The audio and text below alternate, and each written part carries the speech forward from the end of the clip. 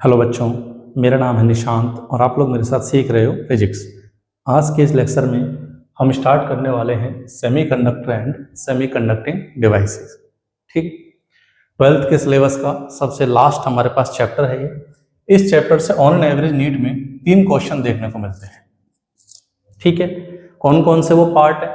एक सवाल हमको इसमें सेमीकंडक्टर के और सेमीकंडक्टिंग मटेरियल जो हैं, ठीक है, जैसे इंट्रिंसिक एक्सट्रिंसिक सेमीकंडक्टर्स 2 टाइप्स इसके जो होते हैं, बैंड थ्योरी क्या है, उस पर बेस्ड हमारे पास एक सवाल देखने को मिलता है। दूसरा क्वेश्चन जो इस पे बनता है वो है सेमीकंडक्टिंग एक डिवाइस जिसको पीएन जंक्शन या डायोड के नाम से भी जानते हैं, एक सवाल इससे देखने को मिलता है। और थर्ड क्वेश्चन जो है वो अपन को देखने को मिलता है लॉजिक गेट से। ठीक है, तो सिंपल सा एक चैप्टर है। इस चैप्टर की तो खास बात क्या है, आप इसकी क्लास में अच्छे से थ्योरी समझ लो, फिर इसका एक भी सवाल गलत नहीं होना। फ्री के 12 मार्क्स देके जाएगा नीट में आप। क्लियर? और अगर इसकी थ्योरी ध्यान से नहीं समझी तो डेफिनेटली ऐसा लगेगा कि चैप्टर में पता नहीं ऐसी कौन सी बड़ी कहानी। ठीक है, तो अच्छे से इसको ध्यान से समझिएगा। हम इस पूरे चैप्टर को टोटल 3 लेक्चर्स में कवर करने वाले हैं, जैसा कि तुम्हें बोर्ड पे नजर आ रहा है। फिर इसमें एक एडिशनल लेक्चर जो अपन लेंगे 4th लेक्चर, उसमें हम अलग से प्रॉब्लम डिस्कस करेंगे। ठीक है, चलिए फिर स्टार्ट करते हैं। आज के क्लास में हम पूरी तरीके से फोकस रहेंगे सेमीकंडक्टिंग मटेरियल्स पे।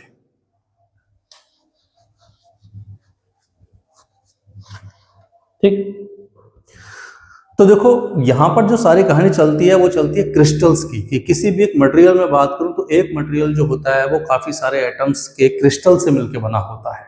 तो यहां अपन बात करने वाले हैं बैंड थ्योरी की।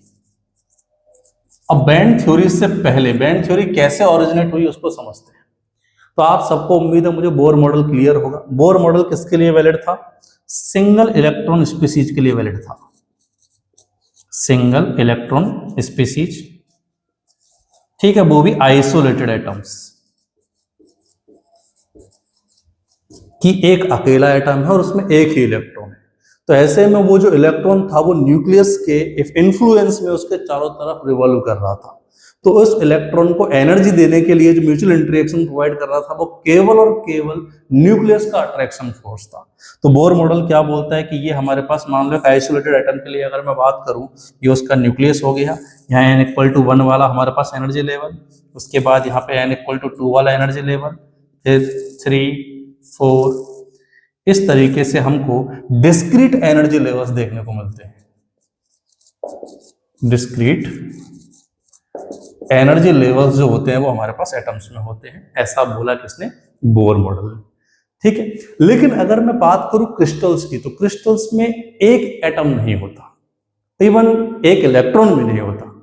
ठीक है, हर एटम के पास मल्टीपल इलेक्ट्रॉन्स हैं, साथ में हर एक एटम के सराउंडिंग में भी क्रिस्टल में बहुत सारे और एटम्स बैठे हुए होते हैं, जिनकी वजह से होता क्या है, अगर मैं बात करूं इन क्रिस्टल्स, तो ये मान लो हमारे पास किसी एटम के लिए अपन बात कर रहे हैं, ये उसका न्यूक्लियस हो गया। तो क्रिस्टल में क्या होता है, कोई भी जो एटम होता है हमारे पास, उसके सराउंडिंग में मान लो ये इलेक्ट्रॉन है, इस इलेक्ट्रॉन पे इसके खुद के न्यूक्लियस का तो इफेक्ट होता ही होता है, साथ में जो आसपास में जो और नेबरिंग एटम्स हैं उनका भी इंफ्लुएंस इस पे देखने को मिलता है, जिसकी वजह से अब एनर्जी लेवल्स जो आते हैं हमारे पास वो इसके साथ साथ उनके इन्फ्लुएंस से भी इफेक्ट होते हैं। और क्या ऑब्जर्व होता है कि जो न्यूक्लियस के सबसे पास वाला इलेक्ट्रॉन है, न्यूक्लियस के सबसे पास वाला जो इलेक्ट्रॉन है उस पर तो मान सकते हैं कि चलो केवल इसी का इन्फ्लुएंस लगा, लेकिन जैसे जैसे अपन न्यूक्लियस से बाहर की तरफ जाएंगे तो इस न्यूक्लियस का इन्फ्लुएंस वीक होता जाएगा और नेबरिंग एटम्स का जो इन्फ्लुएंस है वो अच्छा खासा डोमिनेटिंग होने लग जाएगा, जिसकी वजह से नेबरिंग एटम के इन्फ्लुएंस की वजह से जो एनर्जी लेवल्स जो हैं वो एक सिंगल एनर्जी लेवल मिलने की बजाय अपन को very closely spaced group of discrete energy levels मिलते हैं। ठीक है, तो जो एनर्जी लेवल बोर मॉडल में हमारे पास केवल एक एनर्जी लेवल से डिनोट किए गए थे, वो यहाँ पे ग्रुप ऑफ एनर्जी लेवल्स की फॉर्म में नजर आते हैं, और इन्हीं ग्रुप ऑफ एनर्जी लेवल्स को हम बुलाते हैं एनर्जी बैंड्स।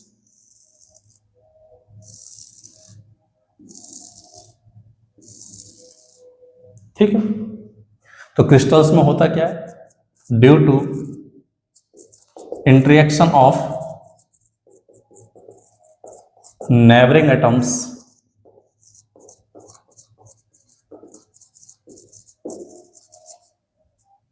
क्या होता है हमारे पास, groups of discrete energy levels form हो जाते हैं। ठीक है, इन ग्रुप ऑफ एनर्जी लेवल्स को ही अपन एनर्जी बैंड्स के नाम से जानते हैं। तो बैंड थ्योरी क्या है, यहां पे हमारे पास एक लेवल होने की बजाय एनर्जी बैंड्स होंगे। जैसे यहां था कि अगर मैं न्यूक्लियस से बाहर की तरफ जाऊं तो इनके बीच का जो सेपरेशन होता है, एनर्जी लेवल्स के बीच का सेपरेशन जो है ये कम होता जाता है। वो यहां भी है कि जैसे न्यूक्लियस से बाहर की तरफ जाएंगे तो इन एनर्जी बैंड्स के बीच का सेपरेशन जो है वो कम होता जाएगा, सेम टू सेम है। लेकिन यहां पर तो स्प्लिट हुए नहीं थे, यहां स्प्लिट हो गए। ये जो इंडिविजुअल बैंड है, सेपरेशन तो कम होता जाएगा न्यूक्लियस से बाहर जाते टाइम, लेकिन इंडिविजुअल बैंड की जो विड्थ है वो बढ़ती हुई जाती है। क्यों बढ़ती हुई जाती है? क्योंकि जैसे जैसे न्यूक्लियस से बाहर की तरफ जाएंगे तो नेबरिंग एटम्स का इन्फ्लुएंस और ज्यादा बढ़ने लगेगा, तो और ज्यादा एनर्जी लेवल्स क्रिएट होंगे, तो जिसकी वजह से एनर्जी बैंड की विड्थ भी बढ़ती जाती है। तो as we move away from nucleus तो क्या होगा, सेपरेशन, थोड़ा स्पेलिंग मिस्टेक हो जाए करेक्ट कर लेना, सेपरेशन बिटवीन एनर्जी बैंड्स तो रिड्यूस होगा। ठीक है, बट बैंड की जो विड्थ होगी वो बढ़ेगी। चलिए, उम्मीद समझ में आ गया होगा कि बैंड किस तरीके से फॉर्म होते हैं। अब इसी पे अगर मैं एक एग्जांपल लूं, वीडियो पॉज करके इसे कॉपी कर लो। इसी पे अगर मैं एक एग्जांपल लूं, आपने ये पढ़ी हुई भी है, ये ऑलरेडी केमिस्ट्री में आपने शायद एमओटी, मॉलिक्यूलर ऑर्बिटल थ्योरी, इसी तरीके से काफी और भी बैंड थ्योरी पढ़ी हुई है, उन्हीं के बारे में बात कर रहा हूं।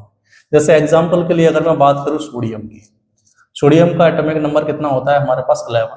तो इसका इलेक्ट्रॉनिक कॉन्फ़िगरेशन अगर लिखा जाए तो ये आएगा हमारे पास 1s2, फिर 2s2, 2p6, then 3s1, 3p में 0 है एंड सो ऑन। क्लियर? तो इसके लिए अगर तुम ध्यान से देखो तो n=1 में एक एनर्जी बैंड है, और n=2 में भी हमारे पास दो अलग अलग एनर्जी के बैंड हैं, और n=3 में ये दो अलग अलग एनर्जी के बैंड एंड सो ऑन चलता हुआ जा रहा है।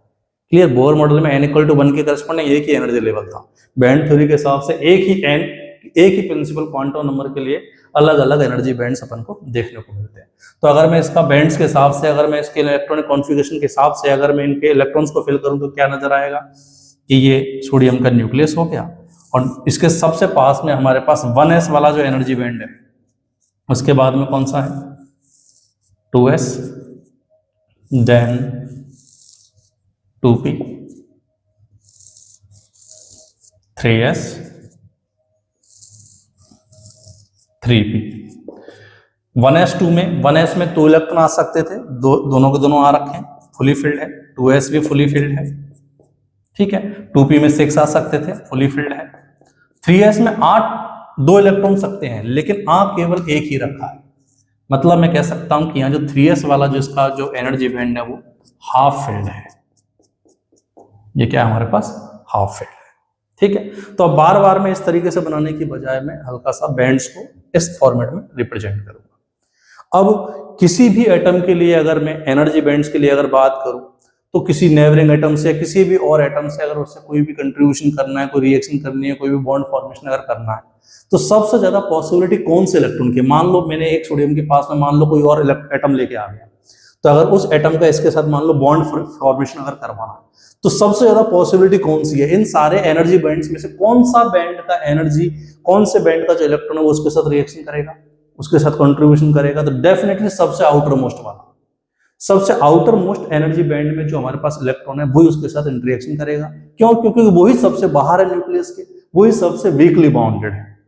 क्लियर? तो सबसे आउटर मोस्ट जो हमारे पास एनर्जी बैंड है जिसमें ये इलेक्ट्रॉन है, ये इलेक्ट्रॉन ही बाकी और एटम्स के साथ बैलेंसिंग में या फिर हमारे पास कोवेलेंट बॉन्ड फॉर्मेशन में ये कंट्रीब्यूशन कर सकता है। तो इस बैंड को अपन नाम देते हैं वैलेंस बैंड। ठीक है, और इसके जस्ट ऊपर वाले खाली बैंड को अपन जानते हैं किसके नाम से, कंडक्शन बैंड के नाम से। ठीक है, तो मेनली अब अपन जो फोकस करने वाले हैं वो वैलेंस बैंड और कंडक्शन बैंड पे फोकस करेंगे। ठीक है, क्योंकि इन सब का जो है वो खास इंपॉर्टेंट रोल जो है हमारे पास ना तो बॉन्ड फॉर्मेशन में रहने वाला है, ठीक है, नेबरिंग एटम्स के साथ, और ना ही हमारे पास इनका किसी भी तरह के कंडक्शन में रहने वाला। तो अपन मेजोरिटी में अब वैलेंस बैंड और कंडक्शन बैंड पे फोकस करते हैं। वीडियो पॉज करके कॉपी कीजिए जरा इसे। तो चलिए फोकस करते हैं वैलेंस बैंड और कंडक्शन बैंड पे। तो ये मान लो हमारे पास वैलेंस बैंड है और इसके जस्ट ऊपर वाला जो एनर्जी बैंड है ये है कंडक्शन बैंड। वैलेंस बैंड में जो इलेक्ट्रॉन्स हमारे पास प्रेजेंट होते हैं, जैसे कि यहाँ पे अभी अपने देखा, ठीक है, ये पार्शियली फील्ड भी हो सकता है और फुली फील्ड भी हो सकता है। इसमें जो इलेक्ट्रॉन इसमें अवेलेबल होते हैं हमारे पास क्या, वैलेंस इलेक्ट्रॉन। ठीक है, और कंडक्शन बैंड में क्या होते हैं हमारे पास, कंडक्टिंग इलेक्ट्रॉन होते हैं। क्या होता है जरा इस पर फोकस करते हैं, एक बार इसका रियल मीनिंग समझते हैं। ठीक है, क्योंकि अपन हर चीज को है ना, रियलिटी में तो एटम्स होते हैं वो क्रिस्टल में होते हैं। ठीक है, तो क्रिस्टल में कैसे बॉन्ड टूट रहे हैं, कैसे बॉन्ड बन रहे हैं हमारे पास, ठीक है, उसी चीज को अपन बैलेंस बैंड और कंडक्शन बैंड इन बैंड थ्योरी के बेसिस पे एक्सप्लेन करते हैं। तो हर चीज को हम एक तो क्रिस्टल के बेसिस पे एक्सप्लेन कर सकते हैं और बैंड थ्योरी के बेसिस पे भी एक्सप्लेन कर सकते हैं। मैं दोनों तरीके से तुम्हें एक्सप्लेन करके बताऊंगा। कि जैसे मान लो ये हमारे पास कोई एक सिलिकॉन एटम है, ये दूसरा सिलिकॉन एटम है, और ये अपने एक वैलेंस इलेक्ट्रॉन के साथ इसको शेयर करके कोवेलेंट बॉन्ड फॉर्मेशन करता है। सिमिलरली ये हमारे पास कोवेलेंट बॉन्ड बन गया मान। ठीक है, तो अभी जो इलेक्ट्रॉन जो है, वैलेंस इलेक्ट्रॉन जो है हमारे पास, वो कोवेलेंट बॉन्ड में अवेलेबल है। क्लियर है, तो मैं कहूंगा कि हमारे पास इलेक्ट्रॉन जो है वो यहाँ पर किस में है, वैलेंस बैंड में। इलेक्ट्रॉन का कोवेलेंट बॉन्ड में अवेलेबल होना मतलब वैलेंस इलेक्ट्रॉन होना, क्योंकि वो वैलेंसी क्रिएट करने में हमारे पास क्या, बैलेंसिंग में हमारे पास क्या कर रहा है, काम में लिया जा रहा है। क्लियर है। अब अगर हीटअप करने पर मान लो मैंने इसको एनर्जी दी, एनर्जी देने की वजह से क्या हुआ, ये बॉन्ड टूट गया। क्लियर, तो जो वैलेंस इलेक्ट्रॉन था पहले बॉन्ड में था, बंधा हुआ था हमारे पास, बंधा हुआ था, ध्यान देना, वैलेंस इलेक्ट्रॉन मतलब बाउंडेड इलेक्ट्रॉन। क्लियर, ये कंडक्शन में काम में नहीं देगा। तो जो इलेक्ट्रॉन पहले बंधा हुआ था हमारे पास, वो इलेक्ट्रॉन जैसे ही बॉन्ड टूटा वो क्या हो गया, फ्री इलेक्ट्रॉन हो गया। और फ्री इलेक्ट्रॉन तो with in the material travel कर सकता है, मतलब वो कंडक्टिंग इलेक्ट्रॉन होता है, चार्ज कैरियर की तरह काम करता है। तो अगर मैं इस मटेरियल को इस मटेरियल को सफिशिएंट एनर्जी दे दूं जिसकी वजह से बॉन्ड ब्रेक हो जाए, बॉन्ड अगर ब्रेक हो जाए तो बॉन्ड ब्रेक होने की वजह से जो हमारे पास ये बंधा हुआ इलेक्ट्रॉन था वो किस में कन्वर्ट हो जाएगा, फ्री इलेक्ट्रॉन में कन्वर्ट हो जाएगा। ठीक है, इसी चीज को अगर मैं बैंड थ्योरी के बेसिस पे अगर कहूं तो क्या कहूंगा कि शुरुआत में हमारे पास इलेक्ट्रॉन यहाँ पर है, वैलेंस इलेक्ट्रॉन जो है हमारे पास वैलेंस बैंड में। अब अगर सफिशिएंट एनर्जी दे दी जाए तो ये इलेक्ट्रॉन जो है वो एनर्जी लेकर के क्या होगा, हमारे पास एक हायर एनर्जी बैंड में चला जाएगा। ये इलेक्ट्रॉन एनर्जी लेके कहाँ चला जाएगा, हमारे पास एक हायर एनर्जी बैंड में चला जाएगा। ठीक है, इसी चीज को अपन क्या बोल देंगे कि वो चला जाएगा हमारे पास हाई एनर्जी बैंड में चला जाएगा, मतलब कंडक्शन बैंड में चला जाएगा। क्लियर, तो रियलिटी में कंडक्शन बैंड में जाने का मतलब क्या है, इलेक्ट्रॉन का फ्री होना। क्लियर है बेटा। तो जब मैं कहूंगा कि इलेक्ट्रॉन अपने कोवेलेंट बैंड में अवेलेबल है, मतलब वो वैलेंस बैंड में अवेलेबल है, वो कंडक्शन नहीं कर सकता। ठीक है, जब मैं कहूंगा कि इलेक्ट्रॉन जो है वो कंडक्शन बैंड में अवेलेबल है, मतलब वो फ्री इलेक्ट्रॉन है, फ्री इलेक्ट्रॉन कंडक्शन कर सकता है। क्लियर है। तो कंडक्शन बैंड में कौन से इलेक्ट्रॉन अवेलेबल होते हैं हमारे पास, कंडक्टिंग इलेक्ट्रॉन अवेलेबल होते हैं। ठीक है, तो अगर मैं इनको डेफिनेशन अगर मैं दूं, डिफाइन अगर मैं करूं इन दोनों को, तो क्या हो जाएगी इनकी डेफिनेशन,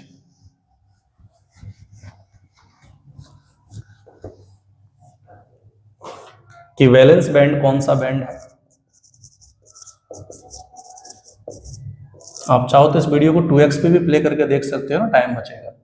वैलेंस बैंड हमारे पास the outer most energy band है in which valence electrons are present.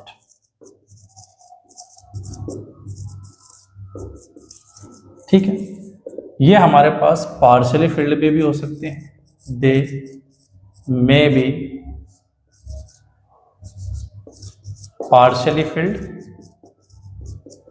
और कंप्लीटली फील्ड, दोनों हो सकते हैं हमारे पास। ठीक है। कंडक्शन बैंड क्या हो जाएगा हमारे पास, सिमिलरली अगर कंडक्शन बैंड को डिफाइन करें हम,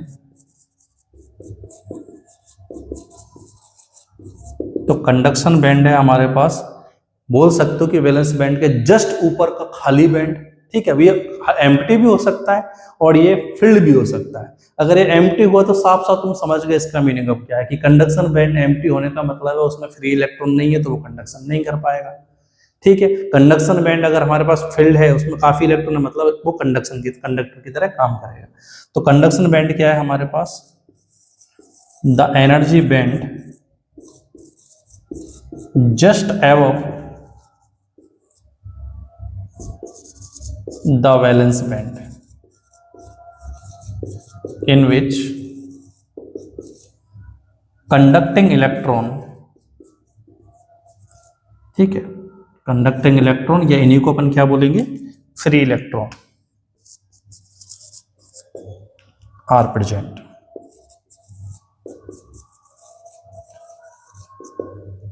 ठीक है। अब यहीं पे एक चीज और डिफाइन करते हैं हम, फर्मी एनर्जी लेवल। ये क्या चीज होती है, फर्मी एनर्जी लेवल, कि मान लो मैं 0 केल्विन टेम्परेचर पे देख रहा हूं, ध्यान देना एब्सोल्यूट 0 टेम्परेचर की बात कर रहा हूं मैं। 0 केल्विन टेम्परेचर पे अगर मैं देखूंगा तो ऑब्वियसली इनको एनर्जी मिली नहीं है, क्लियर। तो एनर्जी मिली नहीं है तो हमारे पास बॉन्ड ब्रेक नहीं होंगे, तो सारे इलेक्ट्रॉन कहाँ पे अवेलेबल है, जिन जिन में वैलेंस इलेक्ट्रॉन वो वैलेंस बैंड में अवेलेबल है हमारे पास। तो वैलेंस बैंड के अंदर देखो बहुत सारे, ये जो पूरा का पूरा वैलेंस बैंड जो है हमारे पास बहुत सारे एनर्जी लेवल से मिलकर बना हुआ है। ये इसका सबसे लोएस्ट एनर्जी लेवल, ये हाईएस्ट एनर्जी लेवल, ये कंडक्शन बैंड का सबसे लोएस्ट एनर्जी लेवल, ये कंडक्शन बैंड का सबसे highest energy level.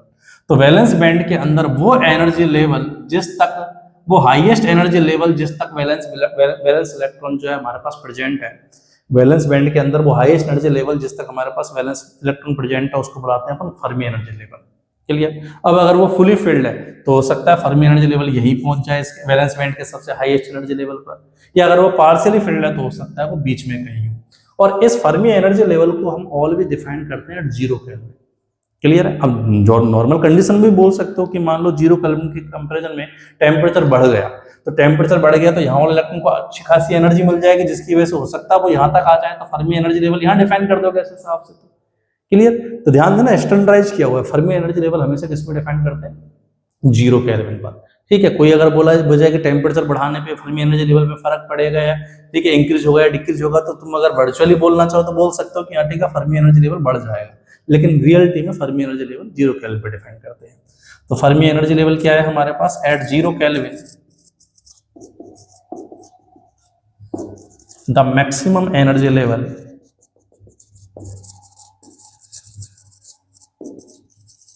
in valence band at which valence electron are present।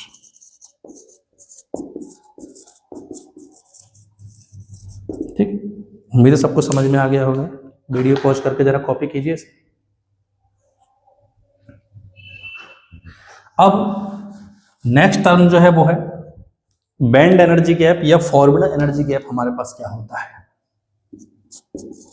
Forbidden energy gap, या इसी को बैंड एनर्जी गैप के नाम से भी कई बार अपन बुला देते हैं। इसको मैं सिम्बलाइज करूंगा डेल्टा ई जी से, डेल्टा ई गैप, ठीक है। ये क्या है हमारे पास, तो देखो वैलेंस बैंड में हमारे पास ये जो एनर्जी लेवल है ये है हमारे पास वैलेंस बैंड का लोएस्ट एनर्जी लेवल। ये क्या हमारे पास वैलेंस बैंड का lowest energy level, valence band का लोएस्ट एनर्जी लेवल, और ये है वैलेंस बैंड का हाईएस्ट एनर्जी लेवल। सिमिलरली ऊपर ये हो गया हमारे पास कंडक्शन बैंड का लोएस्ट एनर्जी लेवल, और ये हो गया कंडक्शन बैंड का हाईएस्ट एनर्जी लेवल। तो वैलेंस बैंड और कंडक्शन बैंड के बीच का ये जो सेपरेशन है कि वैलेंस बैंड के हाईएस्ट एनर्जी लेवल और कंडक्शन बैंड के लोएस्ट एनर्जी लेवल के बीच का ये जो गैप है इसको बुलाते हैं अपन डेल्टा ई जी, ठीक है। डेल्टा ई जी क्या है हमारे पास, कंडक्शन बैंड का लोएस्ट माइनस वैलेंस बैंड का हाईएस्ट। ध्यान देना वैलेंस बैंड का हाईएस्ट कंडक्शन के लोएस्ट से भी कम है, इस गैप को अपन क्या बुलाते हैं, फॉरबिडन एनर्जी गैप। ठीक है, इसकी डेफिनेशन लिखने की जरूरत नहीं है, आपको इजीली समझ में आ रहा है क्या है। ठीक है, अब ये किस चीज को डिनोट कर रहा है? ये हमको ये बता रहा है, ये वो मिनिमम एनर्जी है जो किसी इलेक्ट्रॉन को क्या चाहिए, वैलेंस बैंड से कंडक्शन बैंड में जाने के लिए चाहिए। क्लियर? तो डेल्टा Eg क्या है हमारे पास, ये the minimum energy required to move a valence electron from valence band to conduction band। या ऐसी चीज को ऐसे भी बोल सकते हो कि बॉन्ड को तोड़ने के लिए जितनी एनर्जी चाहिए, कि बॉन्ड को जैसे तोड़ दोगे तो वैलेंस बैंड से बॉन्ड में से इलेक्ट्रॉन टूट के केस में कन्वर्ट हो जाएगा, फ्री इलेक्ट्रॉन में कन्वर्ट हो जाएगा। इसी चीज को तो अपन वैलेंस बैंड से कंडक्शन बैंड में पहुंचना कहते हैं। ठीक है, तो इसी चीज को और कैसे डिफाइन कर सकते हो, the minimum energy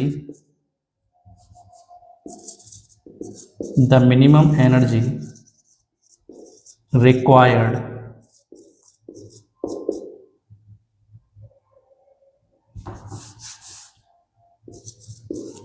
to break the bond. ठीक है, अब ये एनर्जी गैप कितना होगा, ये तो साफ साफ डेफिनेटली हम बोल सकते हैं कि मटेरियल की प्रॉपर्टी, क्योंकि अलग अलग मटेरियल में उस कोवेलेंट बॉन्ड की क्या स्ट्रेंथ है, ये तो मटेरियल टू मटेरियल डिपेंड करेगा। तो ये जो हमारे पास फॉरवर्ड एनर्जी गैप है जो है, ये प्योरली प्रॉपर्टी है किसकी, मटेरियल की, depends on nature of material. अलग अलग मटेरियल के लिए ये अलग अलग होगा। ठीक है, जैसे एग्जांपल के लिए अगर मैं बात करूं इसकी वैल्यू सिलिकॉन के लिए और जर्मेनियम के लिए अपन याद रखेंगे सेमीकंडक्टर मटेरियल, तो सिलिकॉन के लिए इसकी जो वैल्यू होती है डेल्टा Eg की, ये होती है 1.1 इलेक्ट्रॉन वोल्ट, और जर्मेनियम के लिए ये जो वैल्यू होती है वो होती है 0.7 इलेक्ट्रॉन वोल्ट। ये याद ही रखना है अपन। क्लियर? साथ में जितनी भी चीजें मटेरियल पर डिपेंड करती है, मेजॉरिटी पे टेम्परेचर का इफेक्ट भी देखा जाता है, तो यहाँ पर ये टेम्परेचर पे भी डिपेंड करती है। अब टेम्परेचर बढ़ने से क्या होगा, आपसे बोल दिया जाए टेम्परेचर को अगर बढ़ा दिया जाए तो बताइए ये गैप जो है वो कम होगा या ज्यादा होगा। तो देखो फॉरवर्ड एनर्जी गैप क्या था हमारे पास, कि वैलेंस इलेक्ट्रॉन को कंडक्शन बैंड में पहुंचने के लिए ये जो मिनिमम एनर्जी चाहिए वो है हमारे पास फॉरवर्ड एनर्जी गैप। क्लियर? अब अगर मान लो मैंने इसको हीटअप किया, क्लियर, इसको अगर हीटअप किया, मान लो 0 केल्विन पे ये गैप है अच्छा खासा, यहां तक था हमारे पे ये गैप, ठीक है, अच्छा खासा गैप था। अब इसको हीटअप कर दिया, रूम टेम्परेचर पे लेके आ गया, तो होगा क्या, रूम टेम्परेचर तक आने में अच्छा खासा टेम्परेचर राइज हो गया 27 डिग्री सेल्सियस, अगर मान लो तो 300 केल्विन का राइज हो गया। तो हीटअप करने पर होगा क्या, टेम्परेचर ज्यादा बढ़ने पर क्या हो जाएगा, इलेक्ट्रॉन को थर्मल एनर्जी मिल जाएगी, जिसकी वजह से पहले से एनर्जी जो चाहिए थी अब उससे भी कम चाहिए होगी। जैसे एग्जांपल ये ले लो सिलिकॉन का, सिलिकॉन को मान लो यहां से यहां तक जाने के लिए 1.1 इलेक्ट्रॉन वोल्ट चाहिए, इस इलेक्ट्रॉन को वैलेंस बैंड से कंडक्शन बैंड में जाने के लिए कितनी चाहिए, 1.1 इलेक्ट्रॉन वोल्ट। अब अगर इसको हीटअप करके तुमने एक्स्ट्रा 0.2 इलेक्ट्रॉन वोल्ट एनर्जी और दे दी, तो अब उसे एडिशनल कितनी चाहिए, 0.9 इलेक्ट्रॉन वोल्ट। क्यों? क्योंकि बाकी एनर्जी तो तुमने थर्मल एक्साइटेशन से ही दे दी। तो टेम्परेचर अगर बढ़ा दिया जाए तो क्या होगा, कुछ एनर्जी तो इलेक्ट्रॉन को थर्मल एक्साइटेशन से मिल गई, तो अब minimum energy required to move from valence band to conduction band क्या हो जाएगा, हमारे पास रिड्यूस हो जाएगा, अब उसे एडिशनल कम देनी पड़ेगी। तो टेम्परेचर बढ़ाने पे हमारे पास फॉरवर्ड एनर्जी गैप की वैल्यू हमेशा कम होती है। क्लियर? टेम्परेचर का फंक्शन होता है, अलग अलग टेम्परेचर पे अलग अलग वैल्यू इसकी हो सकती है। कॉपी कीजिए जरा इसे। तो नेक्स्ट हेडिंग लिखिए, types of material on the basis of band theory. Types of material on the basis of band theory.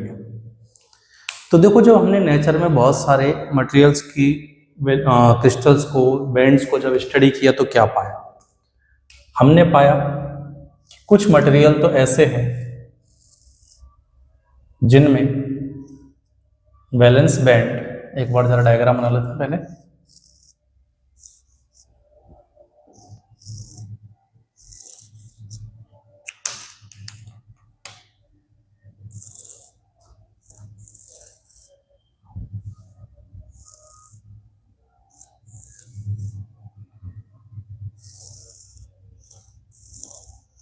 ठीक है, ये जो ब्लैक वाले दिख रहे हैं ये वैलेंस बैंड को रिप्रेजेंट कर रहे हैं, और जो रेड वाले तुम्हें नजर आ रही है कंडक्शन बैंड को।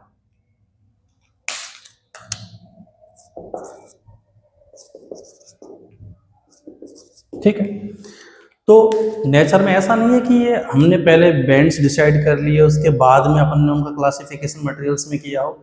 इसका रिवर्स है, हमने मटेरियल्स को स्टडी किया, देखा भाई किसमें कैसे बैंड्स हैं, उस बेसिस पे मटेरियल का क्लासिफिकेशन किया है। तो हमने कुछ मटेरियल तो ऐसे पाए जिनमें वैलेंस बैंड और कंडक्शन बैंड जो है वो एक दूसरे पे ओवरलैप होते हुए नजर आए। ठीक है, जिनमें valence band and conduction bands are overlapped. अब अगर ये ओवरलैप्ड है तो इनके बीच का फॉरवर्ड एनर्जी गैप कितना हो गया? 0। तो ऐसे में जो इलेक्ट्रॉन वैलेंस बैंड में अवेलेबल है साइमल्टेनियसली वो कंडक्शन बैंड में भी अवेलेबल है, मतलब इनमें large amount of free electrons हो गए, लार्ज अमाउंट ऑफ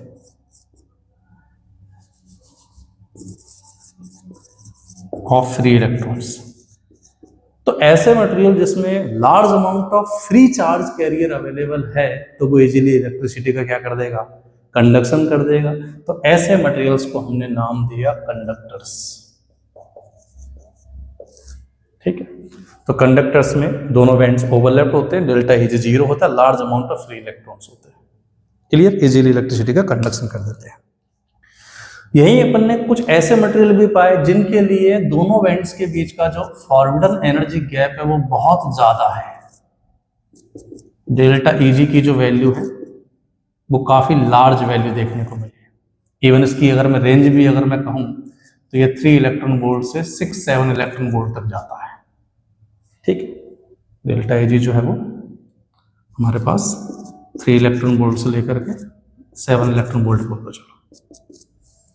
तो ऐसे मटेरियल जिनमें दोनों के बीच का जो फॉरवर्ड एनर्जी गैप है बहुत लार्ज है तो होगा क्या? तो ऐसे में जो वैलेंस इलेक्ट्रॉन यहाँ अवेलेबल हैं उनको कितना ही टेम्परेचर तुम बढ़ाते जाओ, गैप इतना ज्यादा है कि ये यहाँ पर हमारे पास वैलेंस बैंड से कंडक्शन बैंड में पहुंच ही नहीं पाएंगे, या पहुंचेंगे भी तो नेग्लिजिबल अमाउंट। तो ऐसे में कंडक्शन बैंड ऑलवेज एम्प्टी नजर आएगा अपन को, कंडक्शन बैंड एम्प्टी नजर आएगा। अब कंडक्शन बैंड एम्प्टी मतलब कोई भी फ्री इलेक्ट्रॉन नहीं है, नो फ्री इलेक्ट्रॉन। तो ऐसे में ये इलेक्ट्रिसिटी का कंडक्शन नहीं कर पाएंगे, तो इनको नाम क्या दे दिया हमने? इंसुलेटर्स।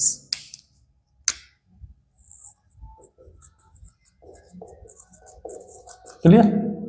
तो ये हमारे पास इलेक्ट्रिसिटी का कंडक्शन नहीं करा पाएंगे, do not conduct electricity. Clear? अब इन्हीं दो मटेरियल के बीच में एक ट्रांजिशन स्टेट वाले मटेरियल भी नजर आए जिनके लिए फॉरवर्ड एनर्जी गैप 0 भी नहीं है और बहुत ज्यादा भी नहीं है। तो ऐसे मटेरियल जिनके लिए फॉरवर्ड एनर्जी गैप काफी कम है, 3 इलेक्ट्रॉन वोल्ट से कम है। ठीक है, फॉरवर्ड एनर्जी गैप जो है हमारे पास कम है, स्मॉल वैल्यू है। तो होगा क्या? तो अगर मैं 0 केल्विन पे बात करूं, एट 0 केल्विन, तो 0 केल्विन पे कोई थर्मल एक्साइटेशन नहीं है, तो वैलेंस इलेक्ट्रॉन वैलेंस बैंड में ही अवेलेबल है, कंडक्शन बैंड एम्प्टी है। तो ऐसे में 0 केल्विन पर क्या है? कंडक्शन बैंड एम्प्टी है। तो ये किसकी तरह बिहेव करेंगे? Acts as insulators. लेकिन अगर मैं इसका टेम्परेचर रूम टेम्परेचर तक भी लेके आ जाऊं, नॉर्मल टेम्परेचर तक भी, तो रूम टेम्परेचर पे भी इनको सफिशिएंट एनर्जी मिल जाएगी इस वेरी स्मॉल गैप को ओवरकम करने के लिए। तो रूम टेम्परेचर पे रूम टेम्परेचर पे भी क्या होगा? हमारे पास ये एनर्जी गैप बहुत कम है, जिसकी वजह से ये इलेक्ट्रॉन कहां से चले जाएंगे? वैलेंस बैंड से कंडक्शन बैंड में चले जाएंगे। तो कंडक्शन बैंड में काफी अमाउंट में हमको फ्री इलेक्ट्रॉन्स देखने को मिलेंगे। तो रूम टेम्परेचर पे कंडक्शन बैंड एम्प्टी नहीं रहता, जिसकी वजह से ये काम करते हैं किसकी तरह? Acts as conductors. तो ये ऐसे मटेरियल हो गए जो कभी तो इंसुलेटर्स की तरह और 0 केल्विन पे इंसुलेटर्स की तरह, रूम टेम्परेचर पे कंडक्टर्स की तरह काम कर रहे हैं। तो ऐसे कंडक्टर है मिक्स बीच का सब बिहेवियर दे रहे हैं, तो इनको अलग से अपन ने क्या नाम दे दिया गया है? सेमीकंडक्टर्स नाम दे दिया है। तीन टाइप के हमारे मटेरियल्स हो गए, conductors, insulators and semiconductors. Clear है? अब कंडक्टर्स को अपन यहाँ अलग से नहीं पढ़ने वाले। कंडक्टर्स बहुत अच्छे कंडक्शन करते हैं इलेक्ट्रिसिटी का, इनकी पूरी कहानी ऑलरेडी करंट इलेक्ट्रिसिटी में हम कर चुके हैं। कहाँ हो चुकी है इनकी स्टडी सारी की सारी? पूरी करंट इलेक्ट्रिसिटी में हमने इन्हीं की बात की हुई है। इंसुलेटर्स कंडक्शन करते नहीं है तो इनका इलेक्ट्रिसिटी के लिए क्या ही बात करें। इस पूरे चैप्टर में अपन फोकस रहने वाले हैं सेमीकंडक्टर पे। क्लियर? फर्दर अगर हम आगे अपन बात करें कि भाई इनका टेम्परेचर के साथ रेजिस्टेंस पे किस तरीके से इफेक्ट अगर पड़ता है, तो देखो रेजिस्टेंस बेसिकली क्या है, हमारे पास करंट के फ्लो में अपोज कितना ज्यादा होगा उतना ज्यादा रेजिस्टेंस होगा हमारे पास। अब इस रेजिस्टेंस को डिसाइड करती है मेजोरिटी में दो चीजें। पहला कि चार्ज कैरियर कितने ज्यादा अमाउंट में, जितने ज्यादा चार्ज कैरियर है उतना ज्यादा इजीली कंडक्शन हो जाएगा, उतना ज्यादा करंट चलेगा, उतना ज्यादा हमारे पास इलेक्ट्रिसिटी आ जाएगी। दूसरा हम डेल्टा एजी से भी देख सकते हैं, जितना कम डेल्टा एजी होगा हमारे पास उतना ज्यादा इलेक्ट्रिसिटी का कंडक्शन होगा, क्योंकि उतने ज्यादा फ्री इलेक्ट्रॉन अवेलेबल होंगे। ठीक है? तो अगर मैं बात करूं टेम्परेचर के इफेक्ट से, बताइए हमारे पास कंडक्टर का रेजिस्टेंस बढ़ता है या घटता है? तो अगर टेम्परेचर बढ़ाया जाए तो यहां तो डेल्टा ईजी जीरो है, तो डेल्टा ईजी जीरो वाला फैक्टर तो किसी काम का ही नहीं रहा। तो और इसमें already large amount of free electrons होती ही है, तो यहाँ करंट इलेक्ट्रिसिटी से देखेंगे ना कि डेल्टा ईजी से। क्लियर? तो टेम्परेचर बढ़ाने पे अगर तुम्हें याद हो तो कंडक्टर्स का रेजिस्टेंस क्या आता था हमारे पास इलेक्ट्रिसिटी से? ये आता था हमारे पास m/n/e² टॉ L/a, जहां ये रजिस्टिविटी होती थी। ये L/e और टॉ जो है रिलैक्सेशन टाइम को डिनोट करता था। तो अगर टेम्परेचर बढ़ाया जाए कंडक्टर्स का, तो यहाँ पे large amount of free electrons, temperature बढ़ाने से जो इलेक्ट्रॉन्स हैं वो रैंडमली जो भाग रहे थे बहुत तेजी से भागेंगे तो कॉलिजन जल्दी जल्दी होंगे। तो टेम्परेचर बढ़ाने से हमारे पास क्या होगा, कॉलिजन की फ्रीक्वेंसी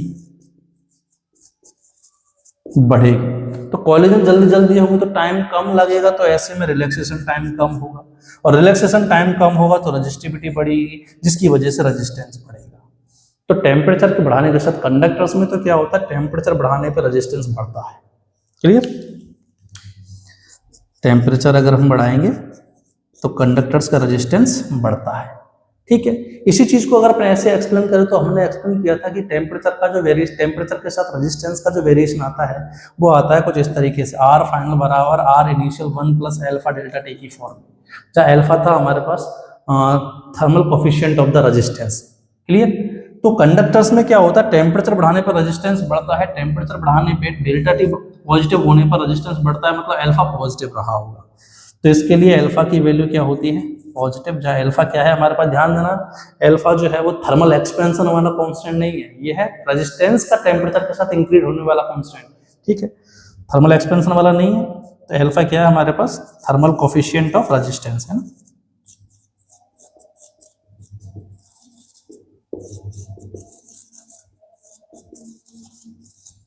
ये तो हो गई कंडक्टर्स की कहानी। अब अगर मैं बात करूं टेम्परेचर बढ़ाने से सेमीकंडक्टर्स और इंसुलेटर्स पे क्या फर्क पड़ता है, तो यहां तो हमारे पास जो नंबर ऑफ चार्ज कैरियर्स है वो वेरी स्मॉल अमाउंट में। ध्यान देना, कंडक्टर्स तो बहुत बढ़िया कंडक्टर हैं ही, सेमीकंडक्टर कंडक्टर तो हैं, बट कंडक्टर्स जितने अच्छे नहीं है। क्यों नहीं है अच्छे? क्योंकि यहाँ जो चार्ज कैरियर्स जो हैं वो इतने ज्यादा अवेलेबल नहीं होते हैं। तो एक तरीके से मान लो कंडक्टर्स के रेस्पेक्ट में ये थोड़े से पुअर कंडक्टर है। फिर भी आज की तारीख में क्यों इनको इतना ज्यादा यूज किया जा रहा है, उसके पीछे रीजन है क्योंकि इनको इजीली अच्छे से कंट्रोल किया जा सकता है, इनकी कंडक्टिविटी बढ़ाई जा सकती है इंप्योरिटी मिला के, जो कि अपन आगे पढ़ने के वाले हैं। फिलहाल टेम्परेचर का इफेक्ट देखते हैं क्या होगा। तो अगर टेम्परेचर बढ़ाया जाए तो यहाँ हमारे पास ऑलरेडी बहुत ज्यादा चार्ज कैरियर है ही नहीं, तो कॉलिजन और ये रिलैक्सेशन टाइम वाला फैक्टर यहाँ डोमिनेट नहीं करता। तो यहाँ फैक्टर डोमिनेट कौन सा करता है, डेल्टा ईजी वाला। तो टेम्परेचर अगर बढ़ाते हैं तो हमारे पास डेल्टा ईजी कम होता है, किसके लिए, दोनों मटेरियल्स के लिए। टेम्परेचर बढ़ाएंगे तो डेल्टा ईजी कम होगा, डेल्टा ईजी कम होगा तो जो वैलेंस इलेक्ट्रॉन पहले नहीं पहुंच पा रहे थे अब वो भी पहुंच जाएंगे। तो हमारे पास क्या होगा, इससे टेम्परेचर बढ़ा होगा डेल्टा एजी कम होगा, तो जो इलेक्ट्रॉन नहीं पहुंच पा रहे थे वो भी पहुंचेंगे, तो चार्ज कैरियर्स की अमाउंट बढ़ेगी, फ्री इलेक्ट्रॉन बढ़ेंगे, नंबर ऑफ फ्री इलेक्ट्रॉन बढ़ेंगे, तो करंट बढ़ेगा। करंट बढ़ना मतलब रेजिस्टेंस कम होगा, तो यहां उल्टा होगा कंडक्टर से। तो टेम्परेचर बढ़ाने पर सेमीकंडक्टर्स का जो रेजिस्टेंस है वो कम होता है, सिमिलरली इंसुलेटर्स के लिए भी है। इंसुलेटर का रेजिस्टेंस कम होता है, बढ़ाने पे कम होता है, तो इसका अल्फा जो है वो नेगेटिव होगा। क्लियर, याद रखना, टेम्परेचर बढ़ाने पे कंडक्टर का रेजिस्टेंस बढ़ेगा, घटाने पे घटेगा, सेम तरह से चलेगा। सेमीकंडक्टर इंसुलेटर्स में उल्टा होगा, टेम्परेचर बढ़ाने पे इनका रेजिस्टेंस कम होगा, घटाने पे बढ़ेगा। जैसे कि एग्जांपल के लिए अगर पूछ लिया जाए कि बताइए कि अगर टेम्परेचर को बढ़ाया जाए तो सिलिकॉन के रेजिस्टेंस और कॉपर के रेजिस्टेंस पे क्या फर्क पड़ेगा, बताइए जरा, इसका आंसर ट्राई कीजिए सब लोग। क्या होगा? तो टेम्परेचर बढ़ाया तो सिलिकॉन तो हमारे पास क्या है, सेमीकंडक्टर, तो उल्टा होगा, बढ़ाने पे इसका रेजिस्टेंस कम होगा। कॉपर कंडक्टर है तो इसका बढ़ेगा। ठीक है, वीडियो पॉज करके सारा कॉपी कर ले। तो अब फोकस करते हैं सेमीकंडक्टर्स पे। तो सेमीकंडक्टर्स को हम टू पार्ट्स में क्लासिफाई करते हैं। एक तो है इंट्रिंसिक सेमीकंडक्टर और एक है एक्सट्रिंसिक सेमीकंडक्टर। किस बेसिस पे इनकी नेमिंग की गई है कि जो नेचर में प्योर सेमीकंडक्टर होते हैं, जैसे एग्जांपल के लिए सिलिकॉन, जर्मेनियम, जो नेचर में प्योर फॉर्म में पाए जाते हैं उनको हम इंट्रिंसिक बोलते हैं। इनकी जनरली कंडक्टिविटी थोड़ी पुअर होती है, कंडक्टिविटी थोड़ी कम होती है। तो इनकी कंडक्टिविटी को इम्प्रूव करने के लिए अपन क्या करते हैं, इनमें इम्प्योरिटी मिक्स कर देते हैं, तो उनसे बनते हैं एक्सट्रिंसिक सेमीकंडक्टर। तो एक्सट्रिंसिक सेमीकंडक्टर क्या है हमारे पास, इम्प्योर सेमीकंडक्टर। जैसे एग्जांपल के लिए गैल्शियम में आर्सेनाइड मिला दोगे तो गैल्शियम आर्सेनाइड, CDS, ये हमारे पास इम्प्योर सेमीकंडक्टर है और इनकी कंडक्टिविटी फार बेटर होती है इंट्रिंसिक सेमीकंडक्टर से। इसलिए प्रैक्टिकली हम एक्सट्रिंसिक वाले जो है वो ज़्यादा प्रेफर करते हैं। अब किस तरह की इम्प्योरिटी मिलाई गई है उस बेसिस पे फर्दर एक्सट्रिंसिक के भी हमारे पास दो टाइप होते हैं, n type and p type. ठीक है, तो कॉपी कीजिएगा, फिर एक बार इसे एक एक करके पढ़ते हैं जरा इसे एक्सट्रिंसिक। ठीक, तो कॉपी करना हो बीच में वीडियो पॉज करके कॉपी कर लिया करो, है ना। तो फर्स्ट हेडिंग लिखिए इंट्रिंसिक सेमीकंडक्टर।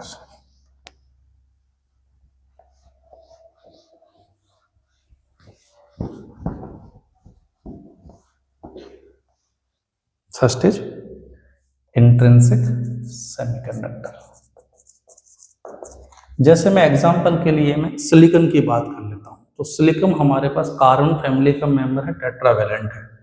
तो इसका अगर क्रिस्टल बनाए तो कुछ ऐसा नजर आएगा कि ये हमारे पास 2D में बना रहा हूं मैं, साथ साथ बनाइए आप भी।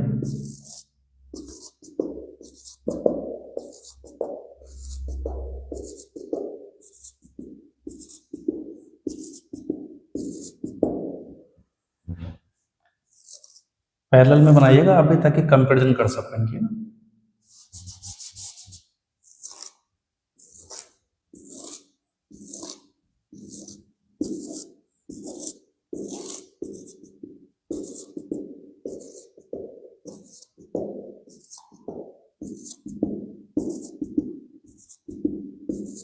ठीक है, तो सिलिकॉन जो है हमारे पास टेट्रावेलेंट है। इसके आउटर मोस्ट शेल में कितने होते हैं हमारे पास, 4 इलेक्ट्रॉन्स होते हैं। ठीक है, तो ये अपने क्रिस्टल के अपने नेबरिंग एटम्स जो हैं उनसे एक एक इलेक्ट्रॉन शेयर करके, इसका एक इलेक्ट्रॉन, इसका एक इलेक्ट्रॉन, इसका एक इलेक्ट्रॉन शेयर करके अपना ऑक्टेट कंप्लीट करता है और कोवेलेंट बॉन्ड जो है हमारे पास फॉर्म करके अपने आप को स्टेबल बनाता है।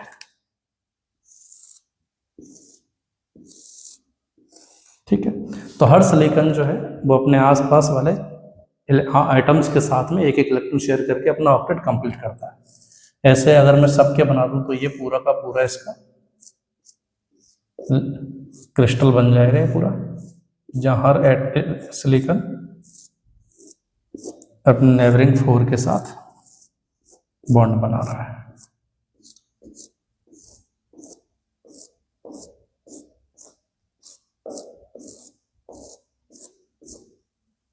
ठीक है, ऐसे ही यहां पर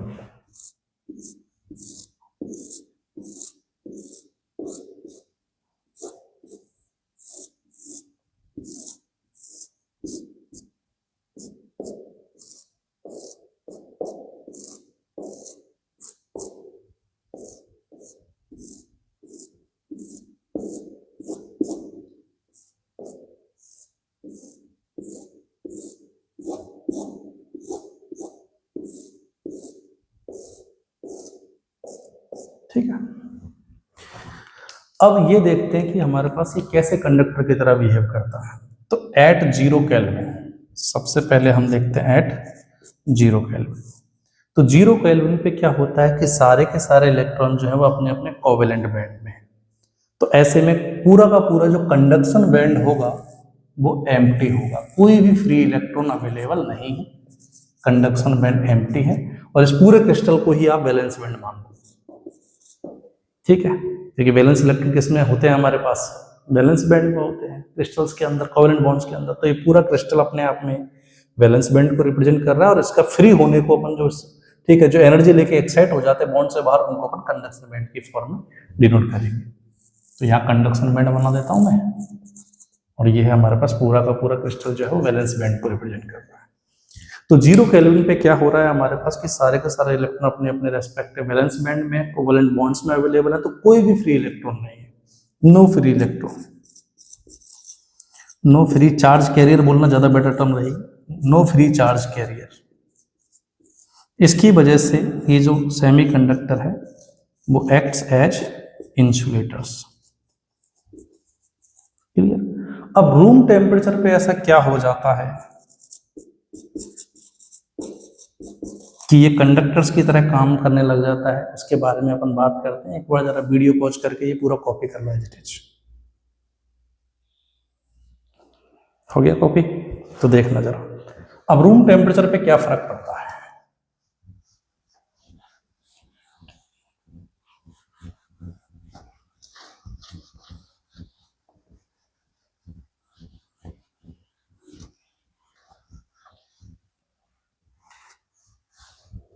तो रूम टेम्परेचर पे जैसे ही हम 0 केल्विन से रूम टेम्परेचर तक आते हैं तो अच्छा खासा टेम्परेचर राइज हुआ, जिसकी वजह से पूरे इस क्रिस्टल को मिलती है हीट। तो हीट मिलने से क्या होगा, इन इलेक्ट्रॉन्स को सफिशिएंट एनर्जी मिल जाएगी अपना बॉन्ड तोड़ने के लिए। तो हीट लेने की वजह से क्या होगा, ये जो कोवेलेंट बॉन्ड है, यहां से हमारे पास एक इलेक्ट्रॉन जो है वो बॉन्ड टूटेगा, और बॉन्ड टूटने की वजह से इलेक्ट्रॉन फ्री हो जाएगा, और फ्री होकर इसी क्रिस्टल के अंदर चलेगा चलने को। तो बट बोलने के लिए बैंड थ्योरी के हिसाब से अपन क्या बोल देंगे कि वो इलेक्ट्रॉन कहां पहुंच गया, कंडक्शन बैंड में पहुंच गया। ध्यान देना, कंडक्शन बैंड में पहुंचने का क्या मतलब है, बॉन्ड का टूट के इलेक्ट्रॉन का फ्री होना। तो हीटअप होने की वजह से, हीटअप होने की वजह से हमारे पास क्या हुआ, बॉन्ड ब्रेक हुआ। और पहले पूरा ध्यान से समझना, फिर एक साथ लिखना है। हीटअप होने की वजह से बॉन्ड ब्रेक हुआ, और बॉन्ड ब्रेक होने की वजह से क्या हुआ, हमारे पास एक फ्री इलेक्ट्रॉन जनरेट हुआ। क्लियर। और जब वो इलेक्ट्रॉन जनरेट हुआ हमारे पास, तो यहाँ एक कैविटी क्रिएट हो गई, एक वर्ड क्रिएट हो गया हमारे पास, जिसको अपन बुलाएंगे होल। होल क्या है हमारे पास, होल रियलिटी में एक कैविटी है, खाली जगह पूरी तरीके से, ना कोई इसके अंदर चार्ज है, चार्जलेस मासलेस कैविटी है, खाली जगह, वॉइड है केवल। क्लियर। तो जब भी एक बॉन्ड हमारे पास टूटता है, तो बॉन्ड टूटने की वजह से एक फ्री इलेक्ट्रॉन जनरेट होता है, और साथ में एक होल क्रिएट होता है। इलेक्ट्रॉन और होल का एक पेयर जनरेट होता है। तो वन बॉन्ड ब्रेक होने की वजह से one free electron plus hole का एक फ्री इलेक्ट्रॉन, एक होल बोल दो या बोल दो एक free electron hole, free electron और होल का पेयर जनरेट होता है। क्लियर। ऐसे और भी बॉन्ड टूटेंगे। तो मान लो यहां से हमारे पास बॉन्ड टूटा, ये फ्री इलेक्ट्रॉन है, यहाँ होल बन गया। ऐसे यहां से एक बॉन्ड टूटा, ये होल बन गया, ये फ्री इलेक्ट्रॉन बन गया। अब ये फ्री इलेक्ट्रॉन जो है वो क्रिस्टल के अंदर इजीली मूव करके, फ्रीली ट्रेवल करके क्या करा सकते हैं, हमारे पास इलेक्ट्रिसिटी का कंडक्शन करा सकते हैं। अब ध्यान देना, यहां इलेक्ट्रॉन की दो तरह की मूवमेंट देखने को मिलती है। कौन कौन सी, इलेक्ट्रॉन की यहां पर जो मूवमेंट है वो टू टाइप्स की होती है। पहली तो यह है कि यहां से इलेक्ट्रॉन फ्री हुआ और फ्रीली होकर ट्रेवल कर रहा है, मूवमेंट ऑफ फ्री इलेक्ट्रॉन, या इसी को अपन कंडक्शन इलेक्ट्रॉन भी बोलेंगे।